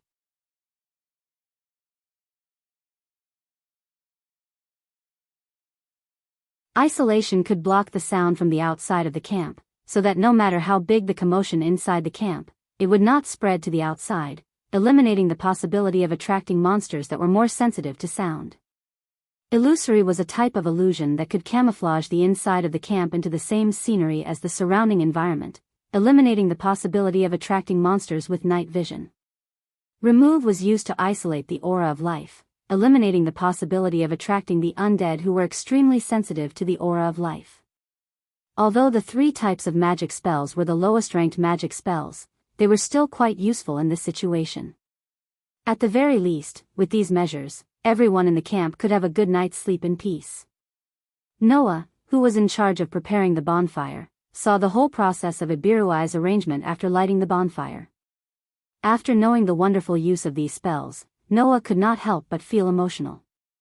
Although it is only a first-ranked spell, but a low-ranked spell does not mean that it is useless, right? Of course, isn't it? Ibiruai said as she continued with her arrangement. Magic is knowledge. If you want to learn magic, you must first grasp the knowledge. Only by increasing your knowledge can you understand how to use magic and how to use it. Even if you are facing enemies who can use magic, you can still make the right judgment and carry out a more accurate response. That is true. Noah said casually. However, there are so many types of magic in this world. It's not realistic to learn all the knowledge of all these types of magic. Therefore, according to the different ranks, the amount of magic knowledge you must have is also different. Ibiruai seemed to have opened up a new topic and even responded to Noah's casual words. For example, ordinary people do not have the opportunity to come into contact with high-ranked spells. Therefore, generally speaking, as long as you have the knowledge of the third-ranked spells, you will not be illiterate in this world. The third rank? The casual expression on Noah's face slowly dissipated. After pondering for a while, he suddenly said such a sentence. By the way, in this world, most people know what the highest rank of magic is, right? Taking advantage of this opportunity, Noah asked a question that had been bothering him for a long time. But, it's obvious that no one knows that level of magic, so how did you determine that the highest level of magic is that? Noah's words attracted the attention of everyone present. Ever since he had more or less obtained information about this world, Noah discovered that this world had many similarities with the game Yggdrasil. For example, professions and magic were the basics. Professions were already mentioned, so there was no need to talk about them here. But when it came to magic, it had to be mentioned.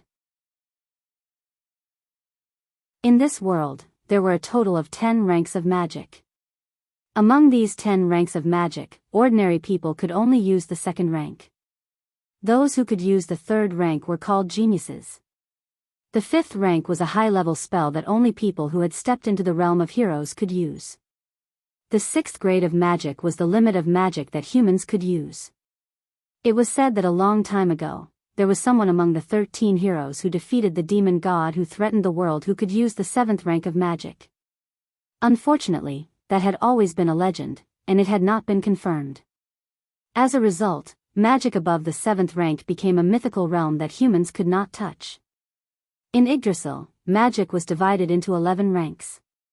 Noah discovered that the top 10 ranks of magic in this world were exactly the same as the top 10 ranks of magic in Yggdrasil. The same here not only meant that the people in this world could use the magic in Yggdrasil, but also that the strength of the corresponding rank of magic was the same. Even if there were some newly developed magic in this world, the rank of the magic would be divided into the same rank in Yggdrasil. The only difference was that in Yggdrasil, in addition to the 10 ranks of magic corresponding to the 10 ranks of magic in this world, there was also the existence of the 11th rank of magic. This kind of magic that surpassed the 10th rank of magic was collectively known as super rank magic. However, super rank magic was not so much magic as it was a skill. It did not consume magic power when activated. There was a limit to the number of times it could be used in a day. At the stage when it was just learned, it could only be used once a day. After level 70, every 10 levels could increase the number of times it could be used. In other words, even if he wanted to teach it, he might not be able to teach it to others. Noah did not know if it was because of this that the highest rank of magic in this world was the 10th rank of magic. However, it was this saying that the highest rank of magic was the 10th rank that Noah really did not understand. If no one can even use the 7th rank of magic, then how did they determine that the highest rank of magic is the 10th rank? Noah asked. After all, in this world, no one can use such a high rank of magic, right? Such a question made everyone stop what they were doing and look at each other.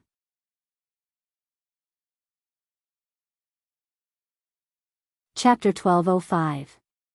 The entire camp fell into an indescribable silence. However, Noah could feel that it wasn't because he mentioned something that shouldn't be mentioned that led to this situation. It was because the rest of them had the same confusion. At the very least, Glenn, Tina, and Tia all had confusion written all over their faces. It was quite clear that Glenn, Tina, and Tia also didn't know the answer to this question. Annabelle, who had been standing behind Noah, also raised her head slightly. Obviously, Annabelle was also slightly interested in this topic. It could be said that Annabelle didn't know anything about the situation of this world. Because the information obtained from the people of the Sunshine Scripture was only shared with Noah and the Guardians, and it had not been conveyed to the rest of the people in the big underground tomb of Nazareth. Therefore, Annabelle, who was not clear about the situation of this world, had just been following Noah's instructions during this period of time. Perhaps, Annabelle didn't seem to care much about the situation of this world and felt that it didn't matter. For Annabelle, no matter what happened in this world, it had nothing to do with her. As long as Noah was fine, it had nothing to do with Annabelle. That was Annabelle's idea. Now, the reason why she was interested in this topic was only because Annabelle knew that in the big underground tomb of Nazareth, level 10 magic was not that rare.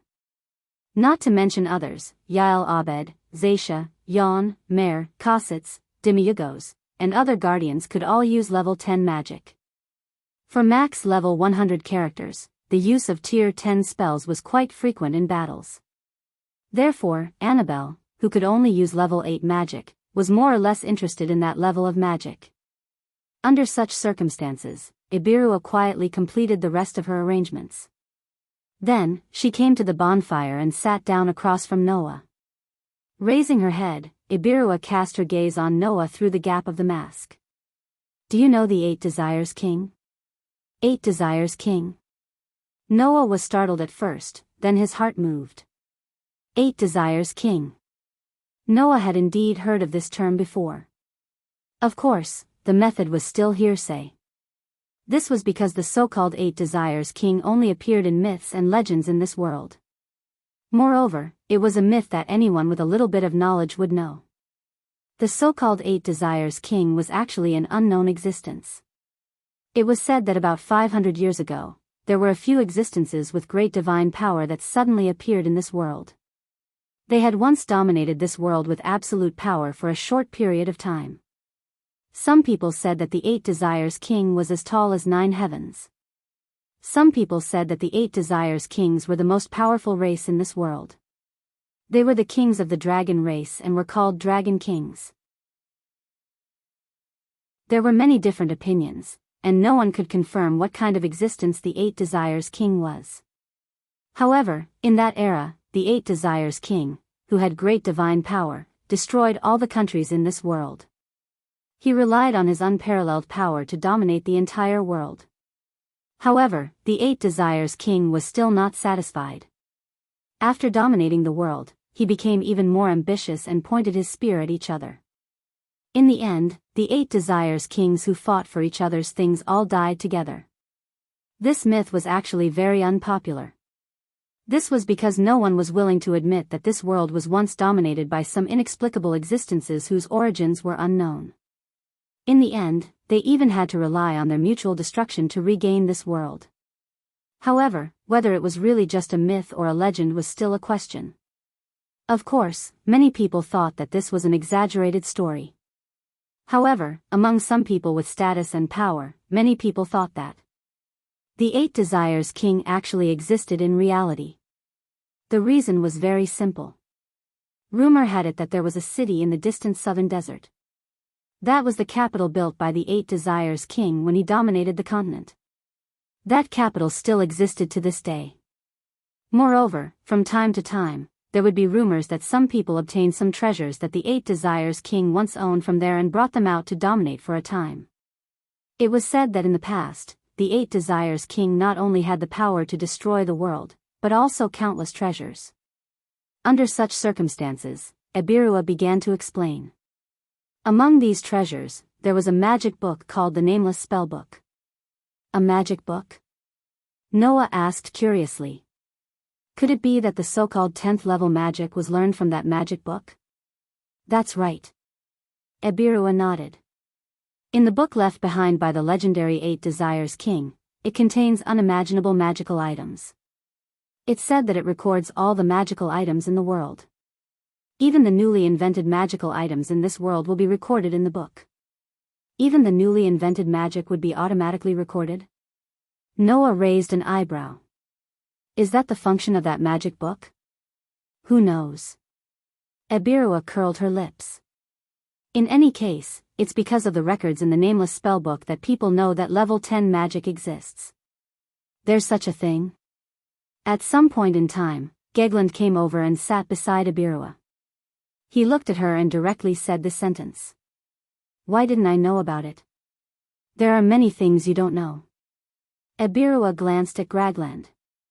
After all, although the highest level magic is the 10th level, and this is widely spread because of the existence of the Nameless Spellbook, people only know that the highest level magic is the 10th level. In other words, people only know that the 10th level magic exists, but they don't know that it was obtained from the Nameless Spellbook, right? Noah smiled indifferently. Then, does that book really exist? Who knows? Ebirua said the same thing as before. It's just that it's said that people have seen the book with their own eyes, and those who have seen it all said that the book is protected by an extremely powerful magic. Apart from the rightful owner, no one else is allowed to touch it. That's only natural, isn't it? Haihigi walked over and sat beside Noah as she spoke. It's a divine item that records all the magic in the world, and even the 10th level magic, the highest level magic in the world. Its value is incomparable to anything in this world, so how can it be casually flipped through? That's why people have to know their own limits. Ebirua concluded with this sentence. It's best if you don't end up like the 8 Desires King because of that item. Otherwise, even if you have the greatest power, you'll only end up as a laughingstock. Ebirua, Gragland, Tina, and Tia all nodded. Only Noah said thoughtfully. If it's a magic item that can automatically record newly developed magic, then is it possible that this magic item can only record up to the 10th level magic, and can't record magic above the 10th level? That's not impossible. Ebirua chuckled. However, even spells of the 7th order and above are considered to be in the realm of legends. The limit of a human is the 6th order of magic. Only the legendary 13 heroes can learn spells of the 7th order, not to mention the highest 10th order. If that's the case, who would think that there would be spells of a higher rank than the 10th rank? Hagrid smiled faintly. Even if there is, no one at the 10th level can use it. Even if magic of a higher level exists, it's just a figurehead to people. Noah responded with a smile, but he was more or less thinking about it. Perhaps there were records of magic beyond the 10th level.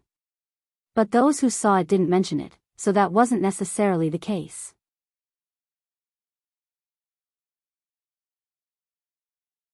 Chapter 1206. By the time he noticed it, the village with a strange atmosphere was already in front of Noah's eyes. It was a village that occupied a fairly large area. However, Noah was still somewhat hesitant about whether or not he should call it a village. The reason for this was that the village was surrounded by high walls, making it impossible to see what was going on inside. The only thing that could be seen was the watchtowers that were taller than the walls of the village. The structure was rather sturdy. It was rare to see such a sturdy watchtower even in the cities of some kingdoms. Rather than calling it a village, it would be more appropriate to call it a strategic stronghold. It gave off a heavily guarded feeling. Of course, the village was relatively close to the mountains where all kinds of monsters lived. The villagers were worried about being attacked by monsters, so it was not strange for them to build tall walls and watchtowers. The problem was that for a relatively poor village, the extravagant protection of a protective wall should only be built around the buildings or warehouses, and the farmland should be placed outside the wall. After all, if the farmland was surrounded by the village, building a wall that surrounded the farmland and residences would be rather taxing and costly. It was not something that a normal village could afford. However, there was not a single acre of farmland outside the walls of the village. Judging from the size of the wall, the farmland was really surrounded by the village. In addition, the people on the watchtowers in the village could see arrows nocked on their bowstrings slowly moving in all directions as if they were patrolling. It was as if they were in an overly cautious state, ready to shoot at any moment. Such a scene was telling others. This village was definitely not as simple as it looked. Noah stepped out of the forest in the mountain range and gazed at the heavily guarded village. After a while, he turned his head and looked at Haggis. "That's the target?" "That's right." Hagrid narrowed her eyes. "Have you encircled the entire field?" "Of course they did, right?" Gerland said in disdain. "The farmland is used to cultivate drugs. How can they be placed outside for people to admire? That's why we need to sneak in and burn the village," Ebirua said. "But before that, we need to prepare some things." Haihigi nodded before turning to Tina and T. "Tina, T, I'll leave it to you." "Understood." Tina and T responded at the same time. Then, their bodies flashed and turned into blurry shadows, rushing towards the village. In just a while, even Noah could not see Tina and T. Noah and the others set off before dawn. So, even though they arrived at their destination, there was still about an hour or so before dawn. The reason why they set off before dawn and arrived at their destination was mainly to make it easier for Tina and T to sneak into the village. After all, it was impossible for the stronghold that was used to cultivate the raw materials of drugs to not have a special liaison. Those liaisons, no matter how bad they were, should at least be able to use the message magic. In order to prevent these liaisons from using message to transmit information when the village was attacked, causing the people in the village to be prepared and even retreat or call for help, Noah and the others first needed to get rid of the liaisons. This kind of work was undoubtedly Tina and T's specialty. Once Tina and T got rid of the liaisons, they would set the village on fire.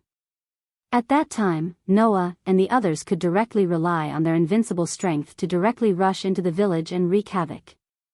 "Do you need me to go with you?" Noah asked casually. "I also have a way to sneak in without being discovered." Although he was discovered by Gray and Vaz in the world of Elven Sword Dance, that did not mean that Noah's invisibility helmet could be seen through by anyone. The reason why Gray and Vaz could discover Noah was because they had been assassinated for most of their lives and developed terrifying intuition. Noah didn't think that there would be such an existence similar to Gravath in a stronghold used by one of the departments of a criminal organization to cultivate drug raw materials. Therefore, as long as Noah used Hades's invisibility helmet to sneak into the village, it would definitely be more efficient than Tina and T.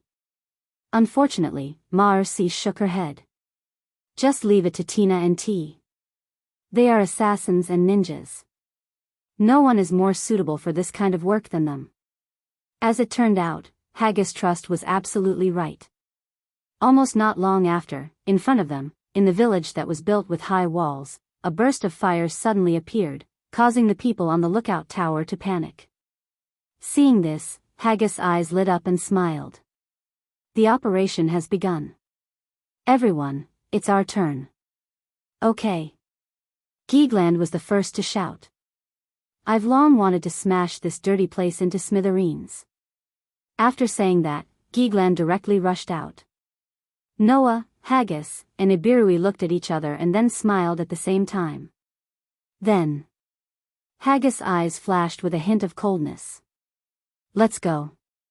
The light that represented the activation of magic flickered on the group of people. In the next moment, Noah, Annabelle, Haggis, and Ibirui directly used the flight magic to fly into the village that was surrounded by flames. Immediately after, the four of them split up and flew in different directions. Fire. Put out the fire. Why is it suddenly on fire? Water. Where's the water? Bring the water over. When Noah flew over the burning field alone, the whole village was already in a mess. Every one of them had a weapon in their hands. Their appearance was rough, and they were definitely not the good kind. At a glance, it was obvious that they were used to tyrannical abuse. They were simply outlaws of the underworld, shouting and yelling at the surroundings with a ferocious look on their faces. Fire? Noah could not help but sneer. Then let me add fuel to the fire. After saying that, Noah spread out his hand, and around his body, a beautiful magic circle suddenly appeared, covering the entire space. On the beautiful magic circle, bursts of magic light began to gather, causing the dazzling light to explode in midair, finally attracting the attention of the people below. All of a sudden, the eyes of all the outlaws with weapons in their hands widened, and they roared out in shock. No! It's not a fire. It's an enemy attack. You finally understand? A trace of coldness appeared in Noah's eyes. Unfortunately, it's too late. In the next moment, the beautiful magic circles that covered Noah's body burst out with flashes of light.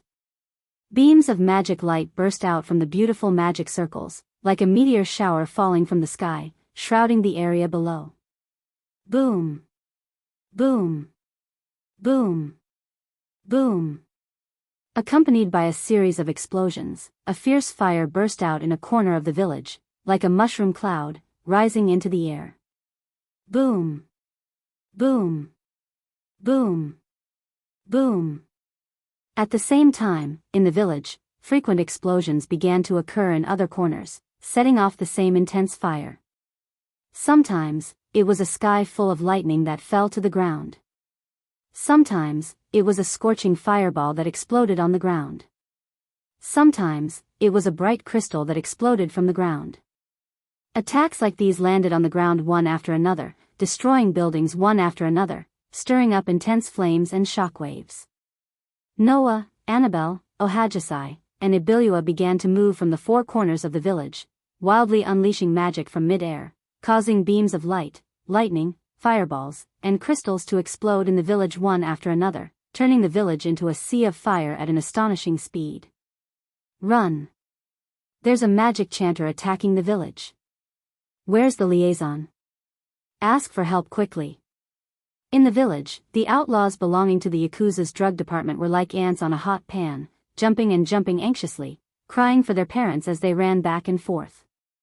Only a few people, under the roar of some fierce burly men who seemed to have a high status, began to set up bows and arrows, shooting at Noah, Annabelle, Ohajasai, and Ibilua in midair. Under such circumstances, the village was gradually covered in a sea of fire.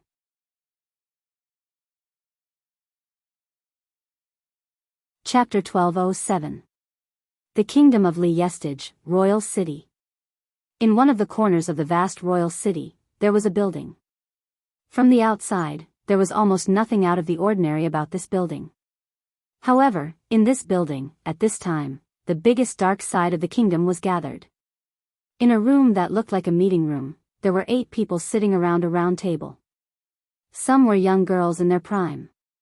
Some were men in their prime. Some were old men who had been through a lot. Some were middle-aged men who were neither too old nor too young. In this group of people, the 8 people were all doing their own things. Some were looking at the documents in their hands. Some were talking to the subordinates who were on standby behind them. Some of them were pressing a finger to their temples. It was obvious that they were using the message magic to communicate with someone in a faraway place. Some of them, however, were fiddling with precious-looking magic tools, having a lot of fun playing with them. Undoubtedly, they were sitting at the same table, but these people did not even look at the others, all of them were doing their own things. Such a strange atmosphere and scene, in the eyes of the subordinates who were on standby, it was as if they were used to it, as if it was a matter of course. In fact, if it was a matter of course, it was indeed a matter of course. Because, although these people belonged to the same organization in name and had a cooperative relationship with each other, in reality, they were often at odds with each other because of benefits. Only occasionally would they form a cooperative relationship. After all, these people originally belonged to different organizations. Even if they were now united, they still had not established a true trust. The reason why they would attend the collective meeting in the royal city on a fixed date was because, if they did not attend, it would bring a lot of trouble. In fact, those who did not attend this meeting would be considered a possible traitor, and thus become the target of a purge. Therefore, even under such a dangerous situation, these people still hurried to the imperial city just to attend the meeting. Among them, there was such a woman. The color of her skin was a sickly white, the clothes she wore were also white, there was a snake tattoo from her hand to her shoulder, and there was also purple eyeshadow and purple lipstick. One look and you could tell that she was not an innocent girl. The woman's name was Hilma. Like the others, Hilma didn't have any intention of conversing or interacting with the other 7 people sitting at the same table. Instead, she was reading a document in her hand while biting on a pipe and exhaling smoke. At a certain moment, Hilma suddenly frowned and pressed a finger to her temple. That was a sign that he had received a message. Then, Hilma's expression changed, becoming extremely gloomy. The 7 people who didn't seem to be conversing with the rest of the people sitting at the same table all cast their eyes on Hilma, proving that they were indeed paying attention to their surroundings. One of the men even spat out a deep voice at Hilma. What? Did something happen? The one who asked was a bald man with half of his face tattooed with a beast. The bald man had an extremely strong physique, and the muscles on his body bulged explosively. His expression was extremely fierce, and his eyes were full of coldness. One look and you could tell that he wasn't a good person. Moreover, the other 7 people, including Hilma, all had bodyguards with them. Only this man had no one behind him. That was because this man didn't need any guards at all. In terms of strength, as long as this man was willing, he could completely play around and kill everyone in this room. This man's name was Jia Luo. For those who didn't know this name, Jia Luo was just a guy with a fierce appearance. But for those who knew this name, Jia Luo was definitely a target that many people didn't want to provoke. As for why, the reason was very simple. Even if the kingdom's strongest warrior, Gu Jiefu, personally went up against Jia Luo, it wouldn't be easy for him to win. The manager of the Ikushi security department. He was the leader of the 6 people who could match the existence of a fine steel-ranked adventurer. For such a man to question Hilma, even Hilma, who was also a manager of one of the 8 departments of the Ikushi, couldn't completely ignore him. Hilma took a deep breath and spoke in a deep voice. A village under my command that produces raw materials for drugs has been attacked. This one sentence made the atmosphere of the entire scene drop to the freezing point. Heh. Jia Luo let out a cold laugh that made people think of the low growl of a wild beast. Looks like there's only one person who has the guts to attack the Ikushi, right? Jia Luo's words made the rest of the people present more or less furious. In the Ristage Kingdom, who knew how many nobles were in cahoots with the Ikushi? With those nobles around, it was believed that if the kingdom wanted to attack the Ikushi, they wouldn't be able to hide this matter from the Ikushi, regardless of whether they would be stopped by the nobles who were in cahoots with the Ikushi. Since one of the strongholds under Hilma's command had been attacked and he himself didn't receive any news, it was enough to prove that it wasn't the kingdom that did it, but rather a personal decision. Due to a personal decision, under the obstruction of the nobles, he couldn't mobilize a large force and could only attack with a small number of people. In the end, he was still able to successfully destroy one of the strongholds under the Ikushi's department. There weren't many people who had such ability. It's that group of women from the Wild Rose, right? Hilma closed his eyes and bit on the pipe again. He took a puff, exhaled the smoke, and spoke softly.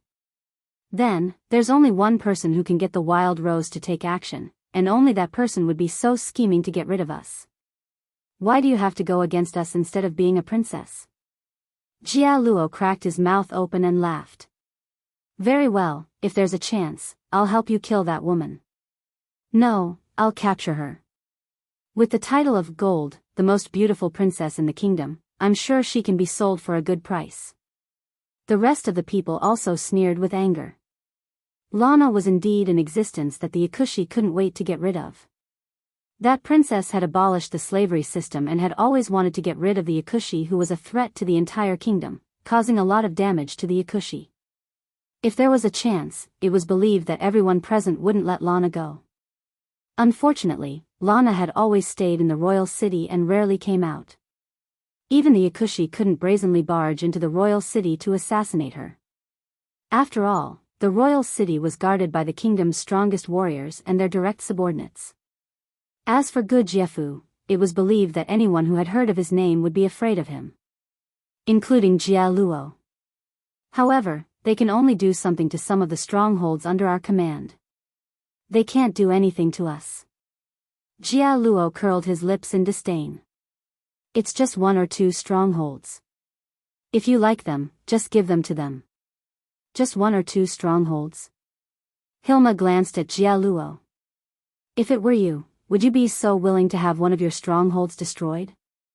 Humph, Jia Luo smiled nonchalantly. If it was before, perhaps I would really be angry. But after I'm done with this business, 1 or 2 strongholds won't be a problem at all. In an instant, everyone's interest was piqued. Seeing this, Jia Luo didn't hide anything and said bluntly, I've received news that there's a decent prey in the royal city selling large amounts of stainless steel through different channels. The profit is not small. Selling large amounts of stainless steel? Hilma said in surprise. How large is it? How large? Jia Luo couldn't hide his excited smile.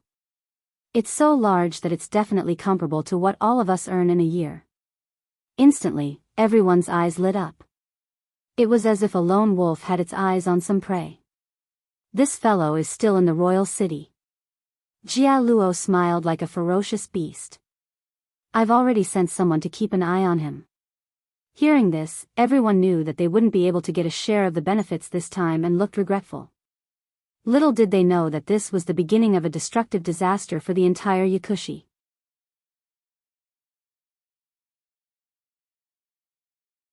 Chapter 1208.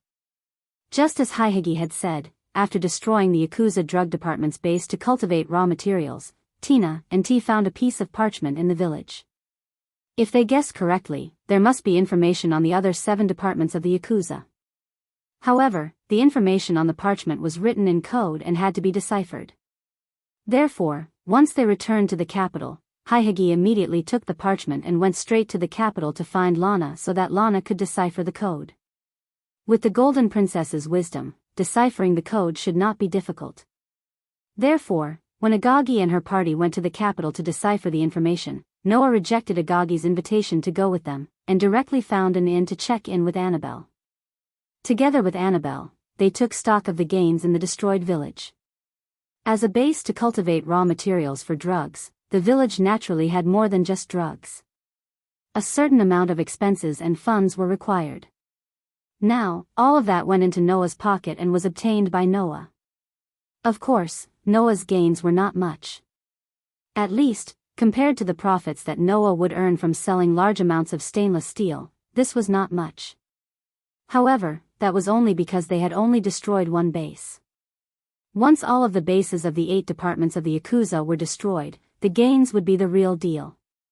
Therefore, when Haihagi and the others went to the capital to discuss deciphering the information with Lana, Noah stayed in the inn and waited for the moment to act. On this day, Noah also stayed in the inn and sat in front of a table, flipping through a thick book. It was a book that looked like crystal, but also like spring water. The cover was constantly reverberating with circles of ripples. It was an incredible book. Not many people knew about this book. However, if a legend was mentioned, many people would clearly know the reason behind it. According to legend, in the world of Norse mythology, there was a world tree. The world tree had 3 main roots. Among these 3 main roots, one of them extended to the country where the giants lived. And under this root that extended to the giant country, there was a mysterious spring water that contained all wisdom. It was said that as long as one drank a mouthful of the spring water, one would be able to obtain supreme wisdom. In order to bring wisdom into the world of the gods, Odin, the main god of Norse mythology, found this spring and obtained the wisdom named Rune at the cost of losing an eye forever. From then on, the main god Odin became the god of wisdom and magic. This was a famous story that anyone who had some knowledge of Norse mythology would know. The book in Noah's hand was the prototype of this mythical relic. Noah only remembered the nameless spellbook of the 8 Desires King after Ibirui mentioned it. As the original codex from which Odin, the main god of Norse mythology, obtained wisdom, this book was similar to the nameless spellbook of the 8 Desires King. The nameless spellbook of the 8 Desires King could record all magic in the world. The book in Noah's hands also had the power to record all magic in the world. Even if it was a newly developed magic, it was fine. Just like the nameless spellbook, this relic could automatically record newly developed magic spells into it, becoming a relic that truly recorded all magic spells in the world. However, this book could only record magic in the world of the shaped moon, but it could not record magic that could lead to the source. Noah took the book out because he was curious. Could this relic record the magic of the other worlds as well as the magic of the other worlds besides the shaped moon world? If it could, then this book would be very useful. After all, in this world, there were many magical effects that attracted Noah. For example, teleportation magic that could allow people to move in an instant and play the role of teleportation. For example, resurrection magic that could allow people to come back from the dead and reduce the threat of death to the minimum. If he could learn these magic, it would be very useful even for Noah. Moreover, Noah was also very interested in the super magic that did not exist in this world and was only mentioned in Yggdrasil. In this world, humans could only use magic up to the 6th level. Magic above the 7th level belonged to the realm of legends. As for super magic, it was possible that even the nameless spellbook of the 8 Desires King did not have records of it. As for how powerful super magic was, Noah could not give an accurate estimate because he had not seen it with his own eyes. However, if he were to make a conservative estimate, it would not be weaker than Noah's 3 great super magic. Therefore, Noah was still somewhat interested. Unfortunately, there was no such thing in this world. Noah, who was flipping through the incredible book, silently closed it at some point and sighed. Sure enough, it's impossible to record magic and magic from other worlds. Or rather, it was more reasonable. If magic and magic from other worlds could be automatically recorded, then this incredible book would definitely not be just a relic. Forget it, what is there is, and what is not is not. Although many of the magic in this world are very magical and helpful to me, it doesn't make much sense to me in terms of the degree of improvement of my strength. I don't need to feel regretful. Noah casually tossed this matter to the back of his mind and casually threw away the incredible book in his hand. A golden ripple suddenly fluctuated out of the space, swallowing the incredible book, and then slowly disappearing. It was not until this time that Annabelle, who had been quietly waiting by the side, came to Noah with a cup of black tea, and spoke respectfully. Sir Noah, please have some tea. Thank you, Annabelle. Noah smiled slightly, took the black tea handed over by Annabelle very naturally, and took a sip. At this moment, there was a knock on the door of the room. Noah stopped drinking tea and looked in the direction of the door. Annabelle immediately stepped forward and opened the door. The next moment, a group of people appeared in front of Noah and Annabelle together. The leader was a fat man. The man was wearing what seemed to be a uniform, and there was a badge that reflected a bronze brilliance hanging on his chest.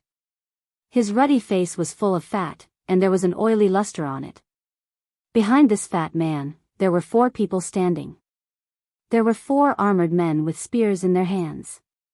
Seeing the 4 people holding spears and wearing armor, Noah frowned. Because in the kingdom, only the kingdom's soldiers would appear in such attire. Why would a fat man with the kingdom's soldiers look for Noah? Before Noah could think of anything, Annabelle's cold gaze swept across the group of people and said so. Who are you? As always, except for Noah, Annabelle was so indifferent to any human. However, the fat man with the 4 soldiers couldn't care less about that. This was because when he saw Annabelle's astonishing beauty, the fat man's face was stunned. Then, his entire expression became slightly obscene. That look was simply as if he wanted to lick Annabelle all over. His behavior naturally made Annabelle's eyes show some murderous intent. However, before that, the chubby man pretended to be serious and coughed once. He used a sharp voice that caused people to frown and said this sentence with a slightly off-pitch voice. "I'm the Royal City's patrol officer, Staven." The words of the fat man named Staven made Noah's brows furrow deeper. The so-called Royal City's patrol officer referred to a public official who protected the security of the Royal City, which was also the boss of the guards in charge of patrolling the city. The scope of authority was quite extensive. Why would such an patrol officer in charge of the security of the Royal City suddenly come to the door? Ignoring Noah's question, the man who called himself Staven said to Annabelle with his chest puffed out.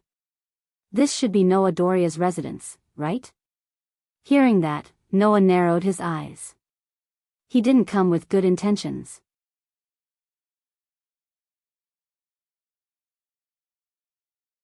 Chapter 1209. What Annabelle didn't know was that the visit of this patrol officer named Staffen had already been labeled as a hostile visitor by her master. However, Annabelle had the same idea.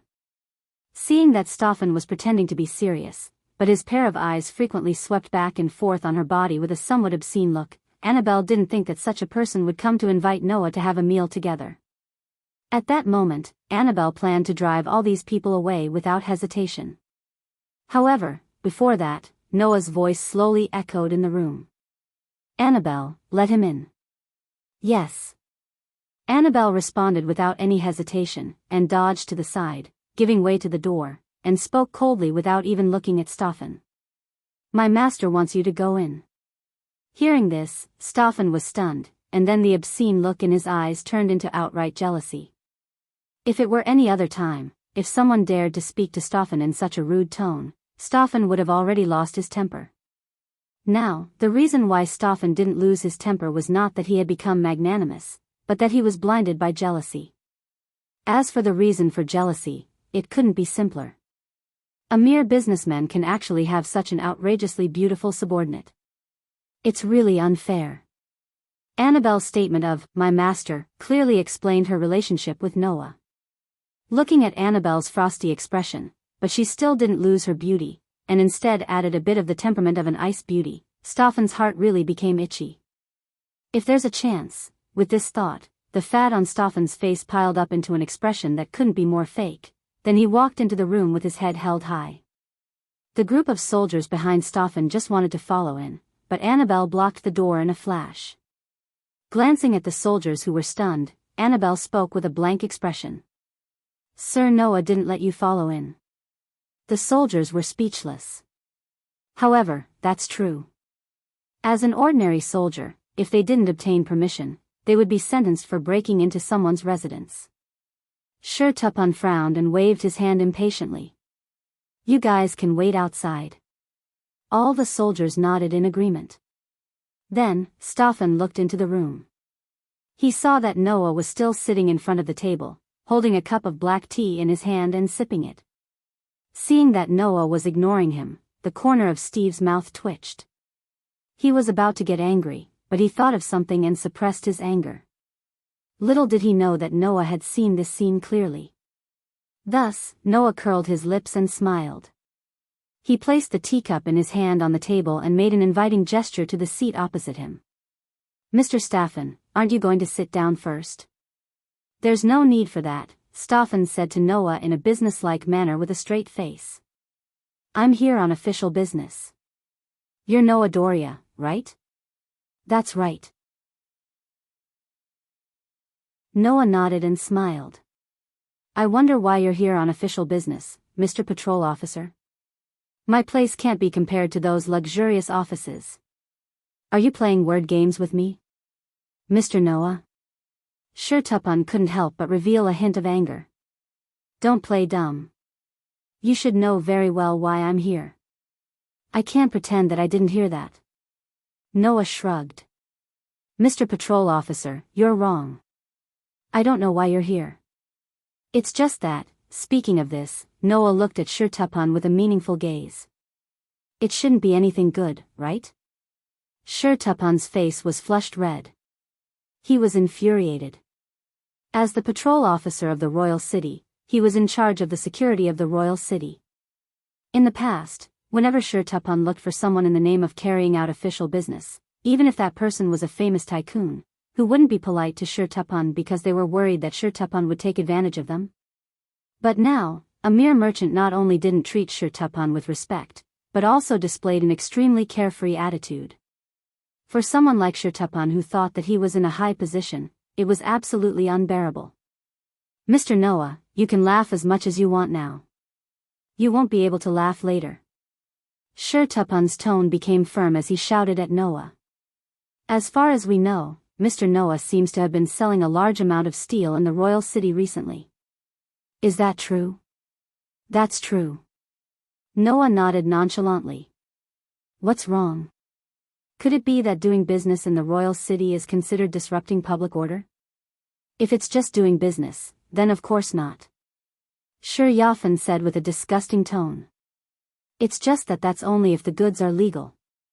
Hearing this, Noah roughly understood what Shirtupan was trying to say.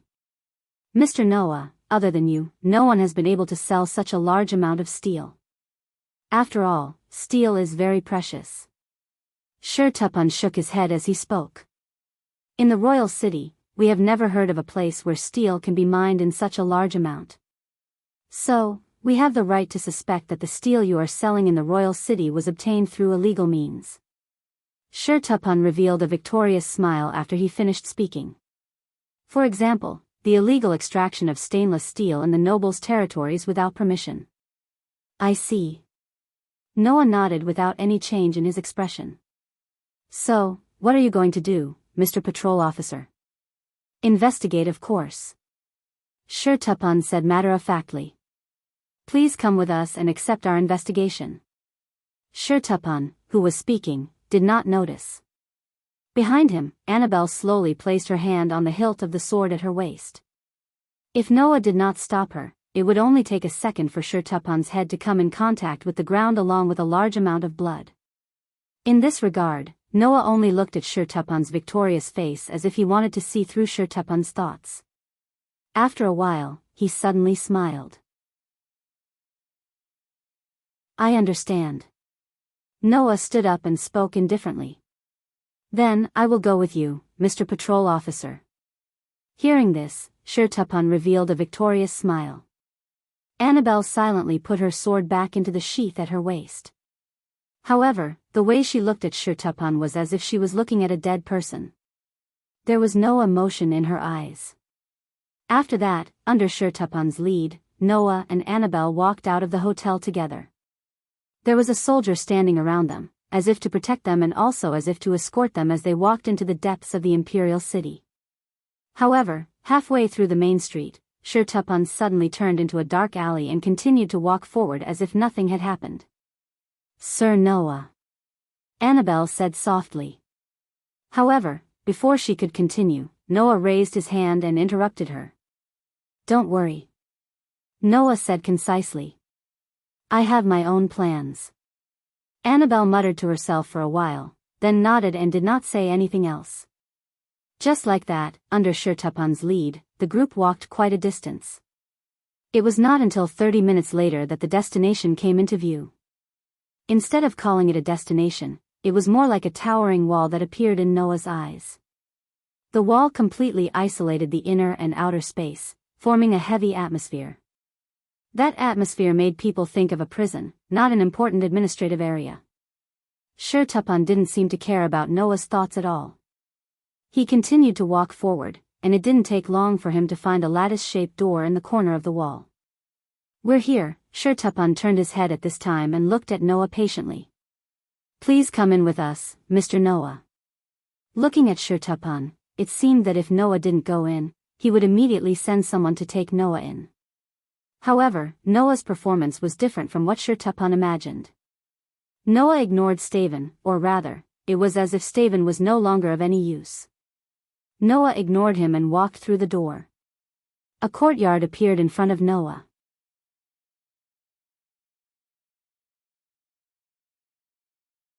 Chapter 12:10. The courtyard that appeared in front of Noah's eyes was not like the dark alleys he was in. It gave off a gloomy atmosphere. The trees were trimmed neatly and tidily. The ground was also swept clean. In such a courtyard, there was a small path that extended from the door Noah was in. It was directly connected to an open space that looked like a training ground. The ground was covered with hard stone bricks. On that open space, a group of about 30 people were either sitting or standing. They were looking in the direction of the door, and their gazes on Noah were full of evil intentions. Bang! Almost at the same time, a loud sound of a door closing reverberated behind Noah. He did not need to turn his head to know that the door at the entrance had been closed. Looking around, one by one, people who had been hiding in unknown places slowly walked out from all directions. They all had the same malicious smile on their faces as the people in the open space. In other words, at this moment, the entire courtyard was surrounded by people who looked extremely violent. In the center of the encirclement were Noah and Annabelle. As for Starvan, he walked forward with his head held high under the protection of the violent people around him. He walked past Noah with his head held high. He did not even look at Noah, as if he would feel that he was not ostentatious enough. It really reminded one of the idiom, "The fox uses the tiger's might to intimidate others." In such a manner, Staffan finally walked to the side of a man. He was bald, with explosive muscles all over his body and a beast tattoo on his face. He was exuding a ferocious aura from head to toe. "Mr. Jialuo." Staffan showed a fawning smile to the bald man. "I've brought him to you. You've done well." The man named Jia Luo smiled satisfactorily. "Don't worry, I'll put in a good word for you in front of those aristocrats. I'll let you know that cooperating with the Yakuza is definitely beneficial and harmless." "Thank you, Mr. Jia Luo."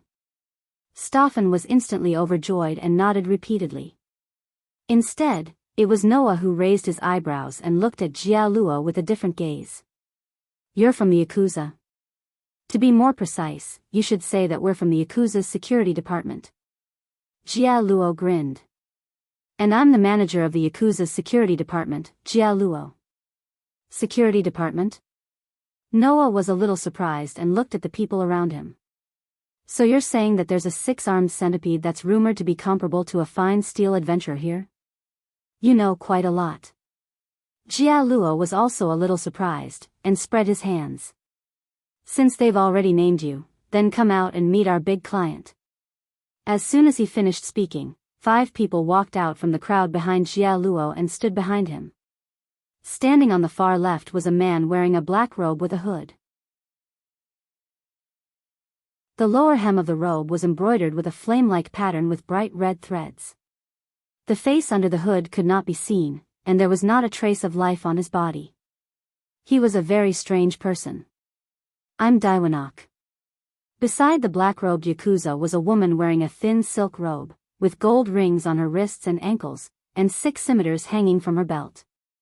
"I'm Adeline." Standing next to the woman who called herself Estrian was a handsome man in a brocade robe with a vest and coat embroidered with gold thread, and a thin sword in his hand. "I'm Momvest."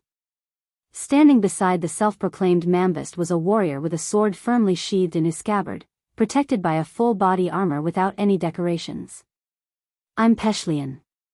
As for the man who called himself Peshlian, on the rightmost side, there was a man with pale skin, sharp eyes, and thin cheeks. He looked like a bird of prey. "I'm Dune Lunt."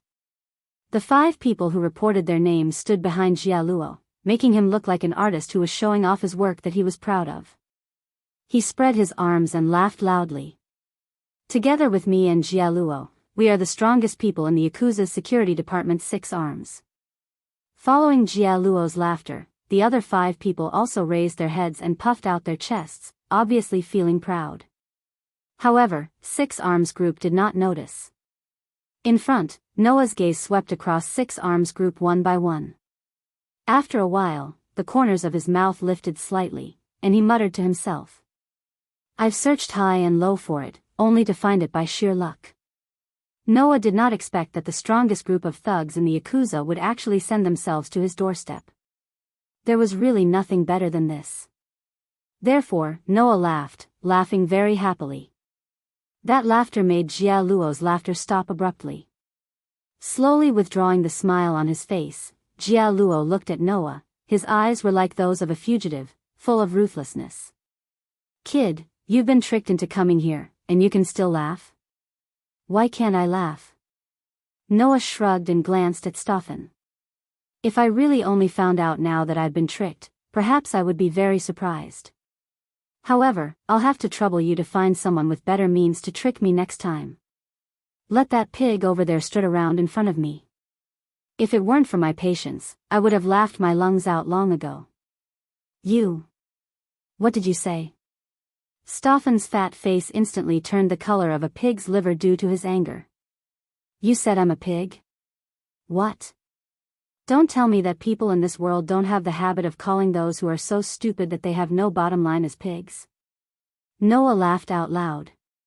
Moreover, not only is your brain as stupid as a pig, even the fat on your body is no different from a pig's. Then, if you're not a pig, what is a pig? You. Stefan was so angry that his hand trembled as he pointed at Noah. Jia Luo, on the other hand, stared at Noah and laughed coldly. So, you knew from the beginning that you'd been tricked? I had no choice. Noah suddenly smiled. Who asked that pig over there to say that the steel I was selling was illegally mined? Oh. Jia Luo asked curiously. Is there a problem with that? At first glance, there isn't a problem. After all, steel is indeed a very precious metal. No one would be able to obtain such a large amount of steel in one go. However, everyone knows this problem, including those merchants who bought steel from me. Noah looked at Jia Luo. Since that's the case, as merchants who value peace, if those fellows weren't certain that my steel came from a clean source, why would they buy from me at the risk of being banned? That's impossible.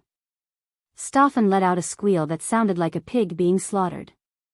As I said earlier, no one would be able to obtain such a large amount of steel. Since that's the case, how could those merchants be so sure that your steel came from a clean source? That's right. Jia Luo also rebutted. If your steel came from a clean source, then why didn't I find out where the steel came from and how it was transported to the capital when I investigated beforehand? Just because it came from a clean source doesn't mean that everything has to be revealed. Noah pursed his lips. As long as there's someone who can absolutely guarantee that the steel is clean, and this guarantee is approved by the king, wouldn't that be enough? Wah. Jia Luo and Stefan were both stunned. Do you understand now?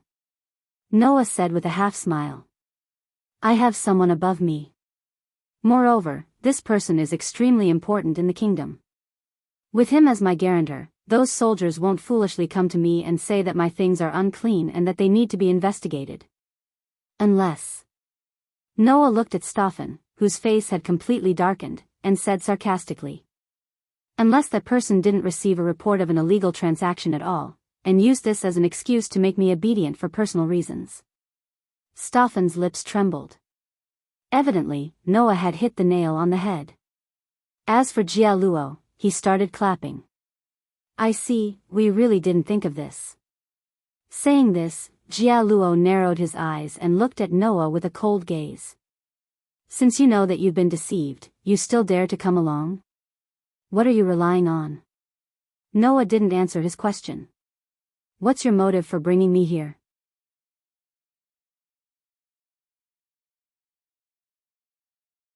Chapter 12:11. Noah's words caused Jia Luo's eyebrows to twitch slightly as he said this with a hidden meaning. He seemed to be implying something as he said, Kid, don't you know what kind of business we, the Hatchy Fingers, do? What kind of business? Noah also raised his eyebrows, but replied nonchalantly.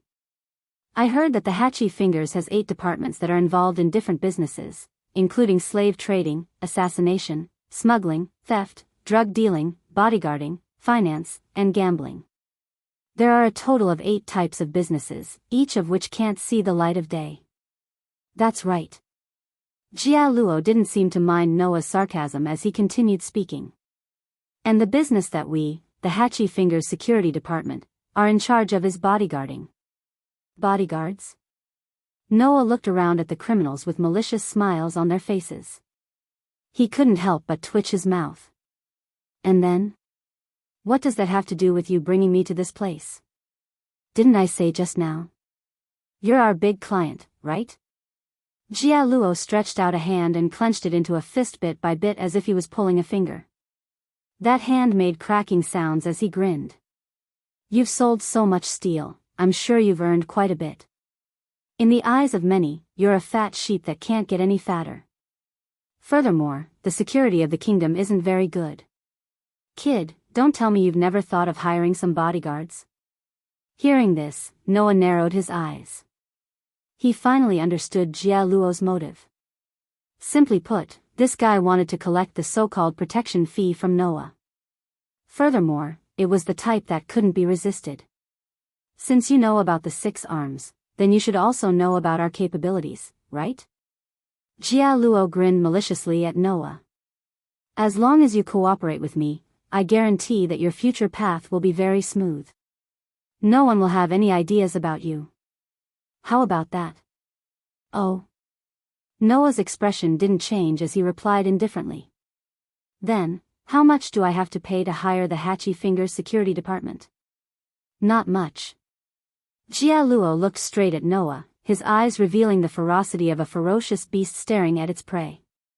How much did you earn in the capital? I want 80% of it. Consider it a friendly price. As soon as these words were said, the surrounding outlaws immediately laughed one by one. On the other side, although Stoffen was still enraged by Noah's words, he felt that his hatred had been vented. 80%? That wasn't a collaboration at all, but exploitation, right? With the amount of steel that Noah sold, 80% of the profits was enough to buy 1 or 2 pieces of land, not to mention hiring bodyguards. Under such circumstances, did Jia Luo intend to take away 80%? Even asking for an exorbitant price was not enough to describe his greed. Noah knew this, Stark knew this, and Jia Luo himself naturally knew this as well.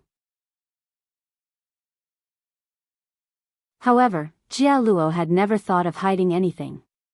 What? Can't accept it? Jia Luo sneered. It's best if you accept it. That way, you can at least take the remaining 20% and return home safely. There was no need to confirm what he meant. Jia Luo gave Noah only 2 choices. One was to obediently hand over the 80% of the profits from selling the steel. In that case, Noah would be able to take the remaining 20% and leave the imperial city safely. The other was to reject the so-called collaboration. That way, everyone present could guarantee that when night fell, a person selling steel in large quantities would disappear without a trace, and all the money he earned would go into Jia Luo's pocket. That was all there was to it. This was the Hatchy Fingers. They were the largest criminal syndicate in the kingdom of Yestage. The surrounding atmosphere suddenly became sinister due to Jia Luo's undisguised malice. The repulsive outlaws slowly took a step closer to Noah with sinister smiles on their faces. Stark, on the other hand, took a step back and looked at Noah with delight in his eyes. Jia Luo, on the other hand, stood motionless with the other 5 members of the 6 arms. They had cold smiles on their faces, looking as if they had Noah in their grasp. If it had been anyone else, even Gu Jiefu, in such a situation, they would have felt a sense of despair. The guards of the Hatchy Fingers were the hired thugs of the largest criminal syndicate in the kingdom. It was definitely possible to say that there were many experts within. At least, there wasn't a single person in this courtyard who was below level 10. The weakest one was comparable to a silver-level adventurer. Furthermore, the 6 arms led by Jia Luo were all existences comparable to the highest-level adventurers of the fine steel level. They were at least level 29. Even Gu Jiefu would have to bear a grudge against all the members of the 6 arms. In addition to the pawns around them, who wouldn't feel despair in the kingdom? Unfortunately, in the face of such a situation, Noah only looked at Jia Luo in front of him. After a while, he finally sighed and said this. Ignorance is definitely not a mistake, but when ignorance reaches a certain level, even if it's not a mistake, it's so stupid that it's laughable. The cold smile on Jia Luo's face froze slightly. He slowly withdrew it, and a murderous look appeared in his eyes. Kid, are you courting death? Noah glanced at Jia Luo. Then, he suddenly smiled as if he had thought of something. Do you really want me to hire you as my bodyguards? Huh? Jia Luo's expression darkened, and there was some anger in his tone. We've already come to this point. What else do you want to say? I want to say that it's not impossible to hire you as my bodyguards, Noah said as he spread out his hands. However, you also said that the kingdom's security isn't good. Since I want to hire bodyguards, I don't need those incompetent idiots. So? Jia Luo was so angry that he laughed. Are you saying that we're all incompetent idiots in your eyes? Because of his fury, Jia Luo's body was already erupting with an extremely ferocious aura. He was like a terrifying beast, incomparably frightening. It wasn't just Jia Luo. Even the rest of the 6 arms people had faces full of anger, and their bodies more or less released an astonishing aura. However, in the face of that ferocious aura that was enough to make an ordinary person's legs go soft, Noah's expression was calm as he continued to speak. Whether we're incompetent idiots or not, we'll know once we give it a try. After saying that, Noah ignored the furious looks on Jia Luo's and the rest's faces and spoke indifferently without turning his head. Annabelle. Yes. Annabelle looked as if she had been waiting for Noah's call for a long time. She raised her head and walked in front of Noah with a frosty expression. Looking at the cold-faced Annabelle, the surrounding outlaws were startled at first, but soon after, their faces revealed an evil expression at the same time. That expression was simply as if they were looking at a delicious meal. Only Jia Luo looked at Noah with a gloomy expression and spoke in a deep voice. What exactly do you want? From Jia Luo's incomparably gloomy expression and extremely oppressive voice, it could be felt that this underworld leader was about to reach the limit of his patience. Unfortunately, Noah was still trampling on this limit. This is my follower. As for her name, there's no need to specifically say. Noah faintly smiled. As you can see, my safety is in Annabelle's charge. What you want to snatch away is her job. Since that's the case, I'll give you a chance. Noah pointed at Annabelle and spoke with a mocking expression. As long as you can defeat my follower, I'll do as you wish and obediently offer you what you want. Moreover, it's not just 80%, but 100% of everything. The entire crowd suddenly went silent. Ha. Ha ha ha. Ha ha ha ha. Jia Luo suddenly laughed out loud. There wasn't the slightest bit of amusement in that laughter. There was only anger that made one's heart tremble. Very good, boy. You successfully angered me. Jia Luo roared. Since that's the case, I'll first torture this woman, then cut you into 1,000 pieces, and then throw you all into the dungeon to feed the worms. Jia Luo's words elicited a reaction from Annabelle. Worms? Annabelle suddenly raised her head, her eyes surging with an astonishingly cold light. To me, you're all worms, a group of inferior human beings. As soon as she finished speaking, Annabelle fiercely spread out her hands, and the palms of both hands burst out with dazzling electric light, turning into 2 huge electric balls. Second-level magic enhancement, electric shock ball. The next moment, the violent electric balls shot out and landed directly in the courtyard. Bang! The sound of an explosion resounded.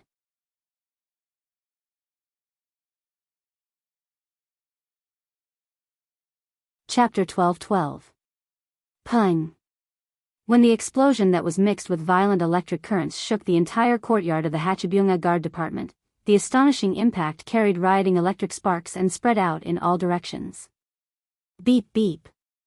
At the center of the impact, violent electric arcs jumped back and forth like streaks of lightning, running back and forth in the space as if they were boiling. Ah! Those outlaws who didn't have time to react were all covered by the violent electric arcs that ran back and forth like lightning. Their bodies emitted a burnt smell as they let out mournful screams. Instantly, in the entire courtyard, those thugs from the Hakihoshu guard department, who were feared by everyone, were all roasted by the violent electric arcs. They fell to the ground one after another, never to get up again. Only the group of 6 arms, led by Jialuo, reacted at the critical moment, and all of them retreated rapidly, avoiding the violent impact and electric currents that came head-on. Thus, when the violent shock waves and arcs of lightning that shook the entire courtyard gradually subsided and the surroundings regained its tranquility, apart from Jialuo's group of 6 adventurers who could match the highest level of fine steel rank, the others all fell to the ground, their bodies twitching incessantly. Looking at this scene, Annabelle, who still had her hands spread open and some electric arcs flickering in her palms, spoke with contempt. "They're just like frogs." This sentence completely infuriated Jialuo's group. This was especially so for the only female among the 6 arms called Odessa. When she saw the disdain on Annabelle's stunning beauty, the jealousy in her heart triggered a strong anger, causing Odessa to fiercely slap the scimitar at her waist. Following Estrian's action, the 6 scimitars hanging on her waist suddenly floated up on their own, as if there were 6 invisible people holding those scimitars. They extremely nimbly drew a perfect trajectory around Estrian's body and violently swept out. Shio shio shio shio shio. The scimitars that were flickering with a deadly cold light cut through the space, and with a sharp sound, they mercilessly slashed at Annabelle from 6 completely different directions. Seeing those scimitars mercilessly slashing at her, Annabelle just opened her red lips slightly. Shield wall. A flash of light rose from Annabelle's body, as if turning into an invisible mirror, enveloping Annabelle's whole body. Clang clang clang clang clang. With a sharp sound, the 6 scimitars slashed at the invisible mirror like flash one by one, causing a crisp sound of collision, and they were knocked away one by one. Seeing this scene, the expressions of the group of 6 arms, led by Jialuo, changed. The spell called Shield Wall was a very common type of physical defense spell. However, common meant that it wasn't very special, and its rank was not very high. Very high. At the very least, a defensive magic of this rank should be easily broken by Edstelin's strength. However, Edstelin's attack didn't even cause the slightest bit of damage. What did that prove? It proved that Annabelle's strength was far beyond that of a magic of this rank, so she was able to allocate a large amount of mana to increase the defensive power of the shield wall. And to be able to so easily block the attack of Edstelin, one of the 6 arms, with a low-level magic, meant that Annabelle's strength wasn't inferior to Edstelin's. So that's how it is. Another person who can match a fine steel adventurer? Jialuo's face was gloomy. This is what you're counting on? Jialuo stared at Annabelle, and after adjusting his body slightly, he abruptly stomped his feet on the ground. With a loud bang, Jialuo seemed to have turned into a ferocious beast, charging straight at Annabelle. Then let me show you who's the useless idiot. After saying that, Jialuo was in midair, but he clenched his fist fiercely. The muscles on his arm bulged explosively, and even ferocious blue veins appeared. He suddenly punched at Annabelle. Wherever the fist passed, the air waves in the surrounding space rolled back and forth, bringing about a sonic boom. The momentum was not small. It was just an ordinary punch, but it was able to reach such a level. Noah's eyes flashed as he watched from behind.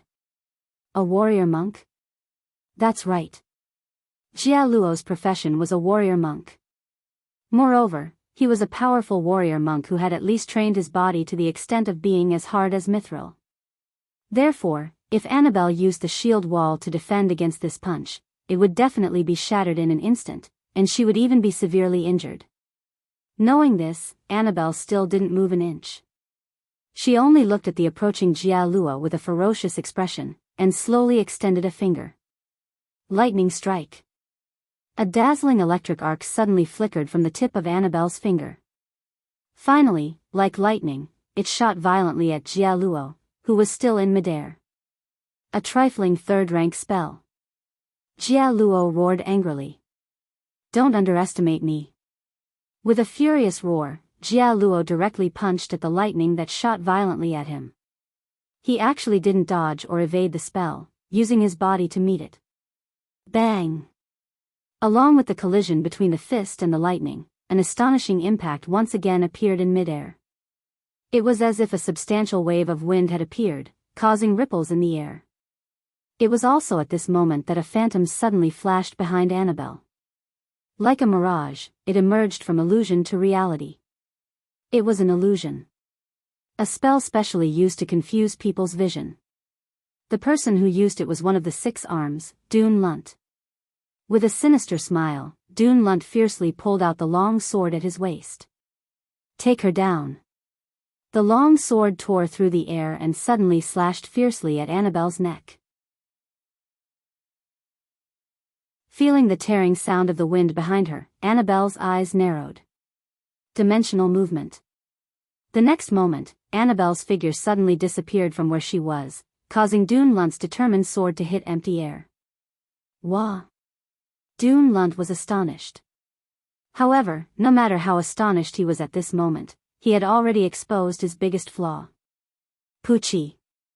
With a tearing sound, a long sword pierced through Dune Lunt's chest, bringing with it dark red blood that splashed all over the ground. Scatchalant's eyes bulged. His neck seemed to have been wound up as he lowered his head stiffly. When he saw the long sword that had pierced through his chest, blood flowed out from the corner of his mouth. He squeezed out a voice with great difficulty. No, this was Dune Lunt's last regret. Then, the long sword was pulled out fiercely, causing Dune Lunt to fall to the ground, revealing Annabelle's figure standing behind him. Looking at Dune Lunt, who was sprawled on the ground with his arms and legs spread out, and the ground beneath him was gradually dyed red with blood, Annabelle murmured expressionlessly. Is it a beetle this time? It was indeed true. Dune Lunt's appearance of lying on the ground with his arms and legs spread out was exactly the same as a beetle. Seeing Dune Lunt die in front of them, the members of 6 arms, including Jia Luo, were all stunned for a moment. It's too troublesome to deal with them one by one. We can't let Sir Noah wait for too long. Annabelle raised her eyes and looked ahead. Then, let's deal with them once and for all.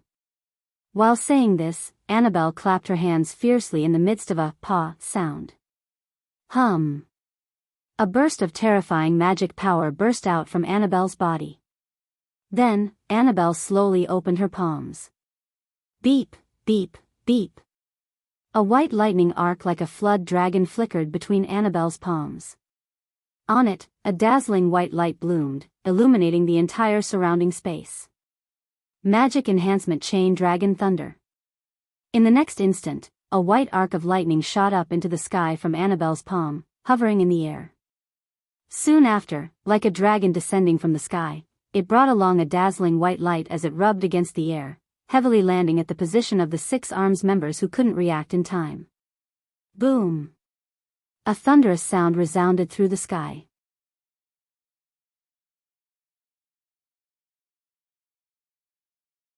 Chapter 12-13. When the dragon-like arcs of lightning landed heavily in the courtyard, almost everyone in the royal city saw this scene. However, in the eyes of others, it was nothing more than a bolt of lightning. Such a bolt of lightning shattered the ground of the courtyard of the Hachibyunga Guard Department, causing a violent impact that blew up inch by inch of the ground.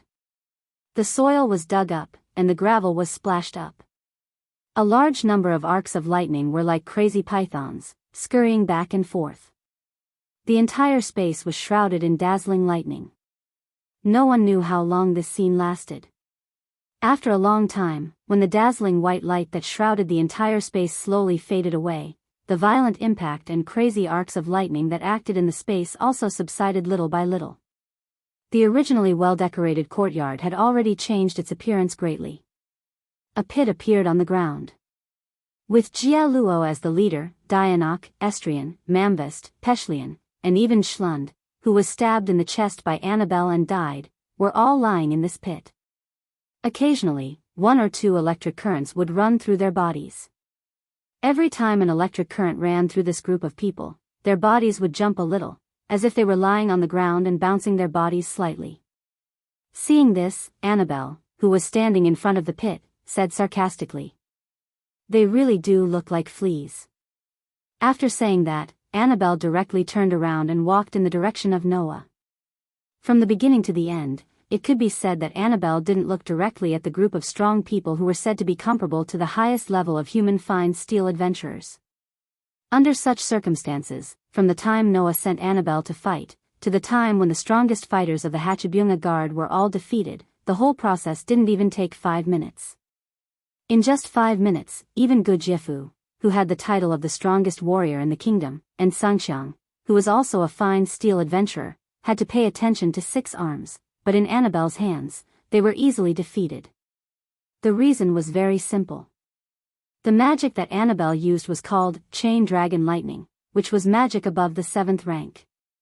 As for magic spells above the 7th level, that was a mythical realm that humans could not touch.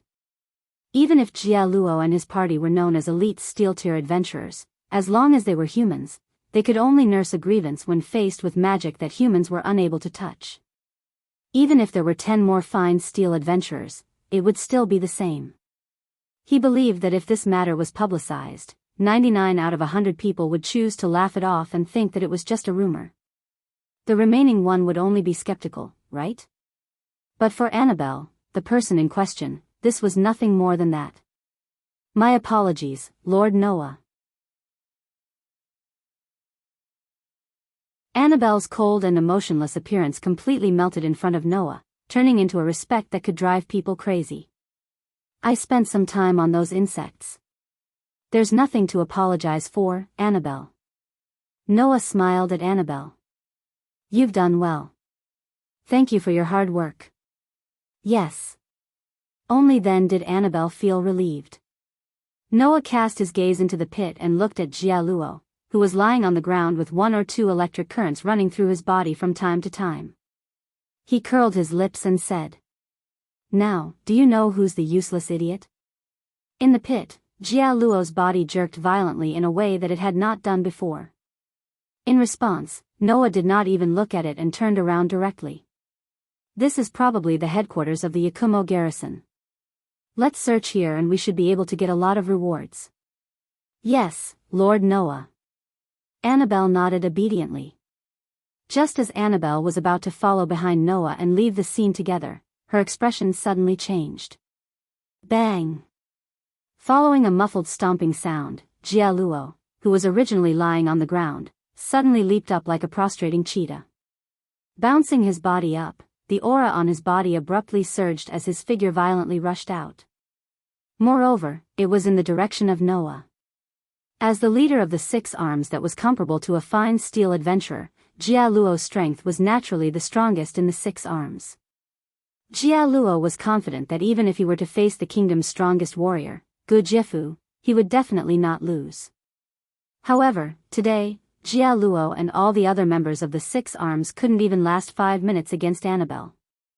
Coupled with the chain dragon thunder, just now, Jia Luo knew that even if he were to risk his life, he would definitely not be a match for Annabelle.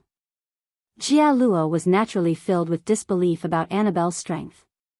However, compared to disbelief, Jia Luo's heart was filled with hatred for Noah, who had looked down on him from beginning to end and treated him like a fool, making him behave like a clown.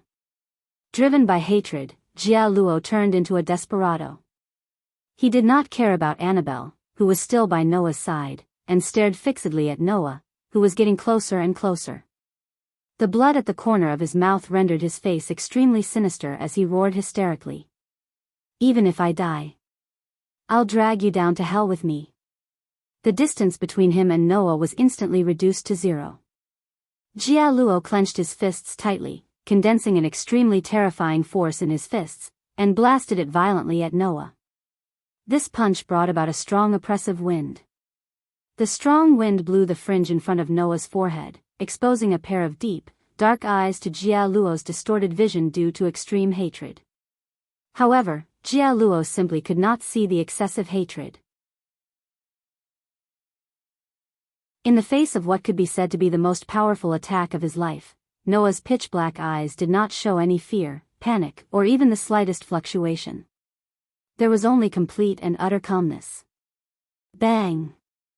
A muffled sound that made one's heart contract abruptly reverberated through the entire surrounding space, causing a ring of shockwaves to spread out like sound waves, rippling through the extremely dilapidated courtyard. At this moment, Jia Luo, who had unleashed the most powerful punch of his life, slowly narrowed his eyes until they were the size of a needle tip. This was because that blow, which was enough to shatter a huge rock, had been easily blocked by a hand and grasped in the palm of his hand. "You seem to have misunderstood something, right?" Following this calm voice, the hand that had easily received Jia Luo's strongest punch slowly clenched, tightly clenching Jia Luo's fist within. "When I said that you're a useless idiot, I didn't mean that my follower could casually defeat you." Saying this, Noah's gaze met Jia Luo's pupils, which had shrunk to the size of a needle tip, and he sneered. "Rather, to me, you're indeed only at this level, idiot." After saying this, Noah's other hand suddenly clenched into a fist. Clang! Streaks of electrical lines crawled up Noah's tightly clenched fist. Wang! A resplendent vortex of air vibrated from Noah's tightly clenched fist. In the instant that Jia Luo was completely unable to react, a fist that was even more terrifying than the most powerful punch of his life cut through the air and landed directly on Jia Luo's body. Bang! Amidst the sound of an explosion, Jia Luo's entire body exploded like an overinflated balloon under that terrifying punch, causing large amounts of blood, flesh, bones, and internal organs to splatter in all directions. Just one blow. Jia Luo, whose strength was comparable to the kingdom's strongest warrior, Gu Jiafu, died without a complete corpse. This was the power of Noah's punch that had reached LV4, and his all-around strength was at the stage of SSS. After being strengthened by enhanced magic, he used Annihilation Strike to display the power of Noah's punch. Ah! A blood-curdling scream rang out. That wasn't the voice of Jia Luo, whose body was smashed to pieces. Instead, it was the voice of the guy who had luckily escaped Annabelle's purge and was still hiding. Only to see that behind the rockery in the courtyard, Stefan was paralyzed on the ground, screaming miserably with a face full of horror. Recalling Stefan's despicable behavior and the obscene look he had when he looked at her, Annabelle spoke in a low voice. "Lord Noah, how should we deal with that scarab?" Noah glanced at Steven, who was screaming in pain, and turned around. "As you like." Annabelle suddenly smiled. That was an extremely cruel smile, like that of a demon.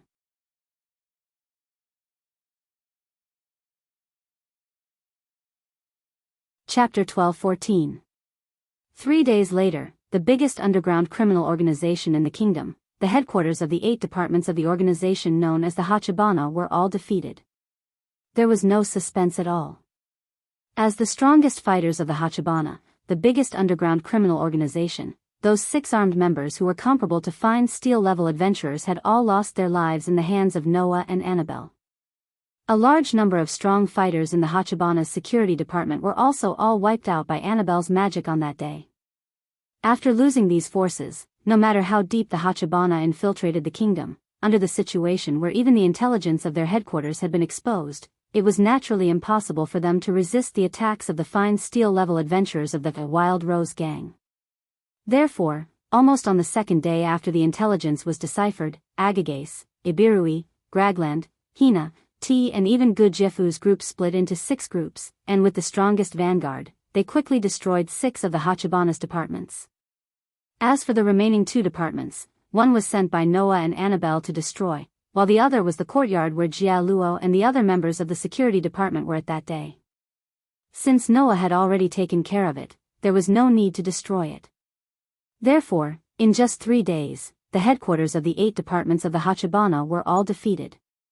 And just like Agagase's plan from the start. After the 8 headquarters of the Hachibana were all defeated, the panicking managers of the departments could only helplessly seek help from the nobles who were in cahoots with them. In the end, Princess Lana, who had been keeping an eye on the nobles, successfully followed the vine and found the locations of the managers of the other 7 departments other than Jia Luo. Then, the people of the Wild Rose Gang acted and took down all of them.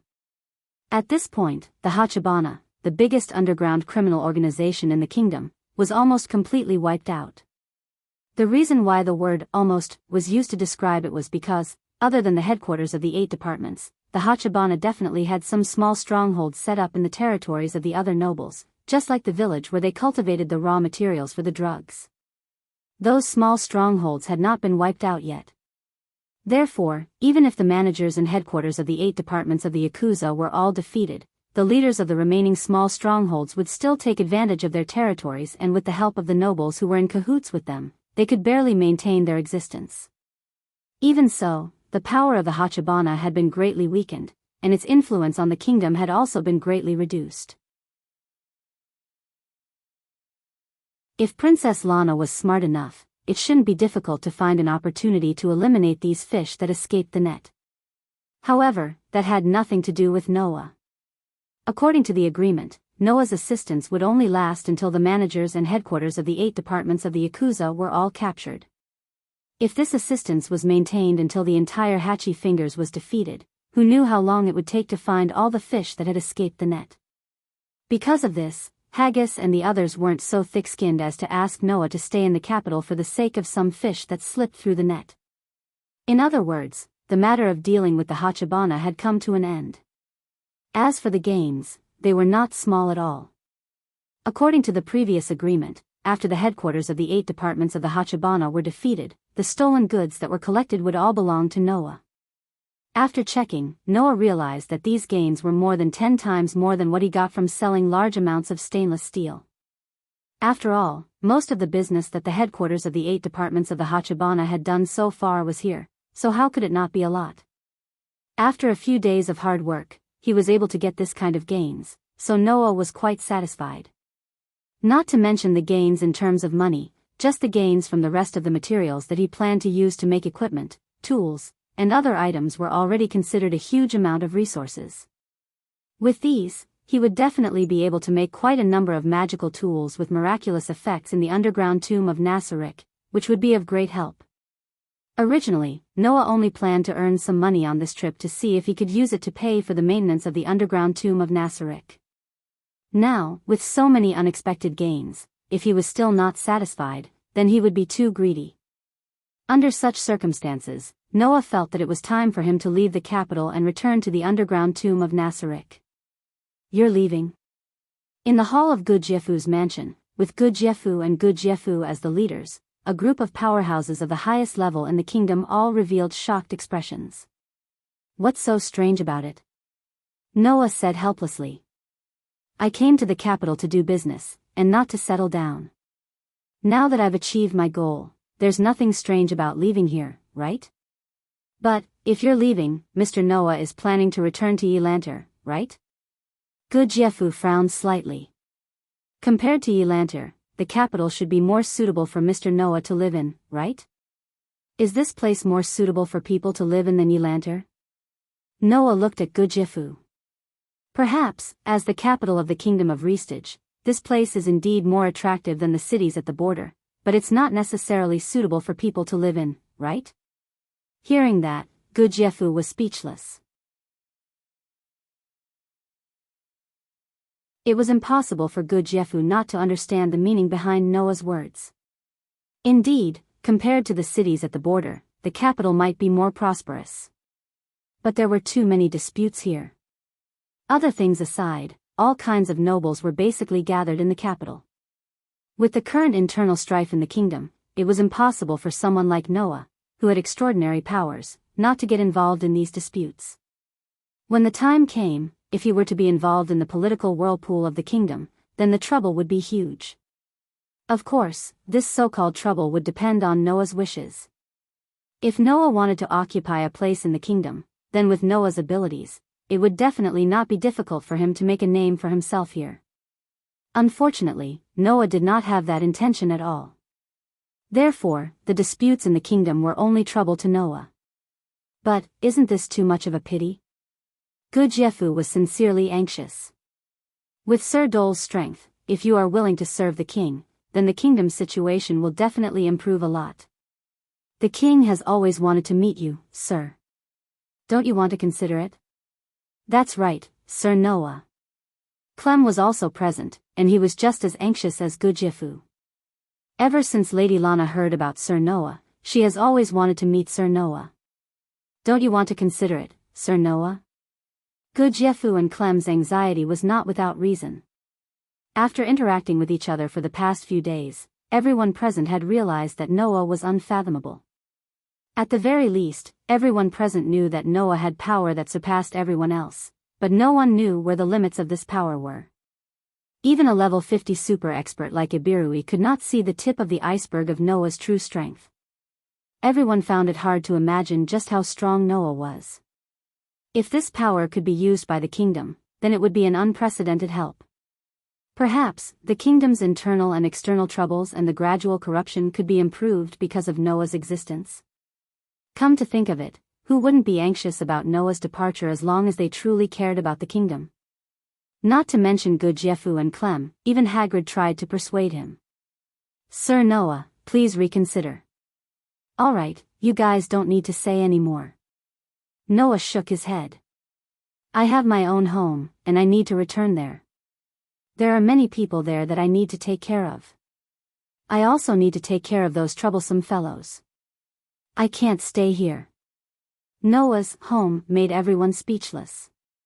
At the same time, it also made Annabelle's expressionless face soften slightly. Because the home that Noah mentioned was undoubtedly the tomb under Nasarick, wasn't it? This time, Hagrid and the others had no choice but to give up. Just like that, Noah's plan to leave the royal city was put on the agenda. Night quietly fell.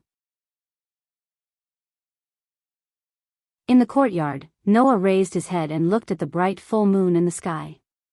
His expression was more or less peaceful. No matter which world it is, the moon will be full sometimes. This sentence was heard by someone who happened to pass by. You say that as if you have been to other worlds. Noah's eyes flashed slightly. You're tuning into the Romantic Tales YouTube channel. Don't forget to subscribe and join us on this journey to catch the most captivating stories.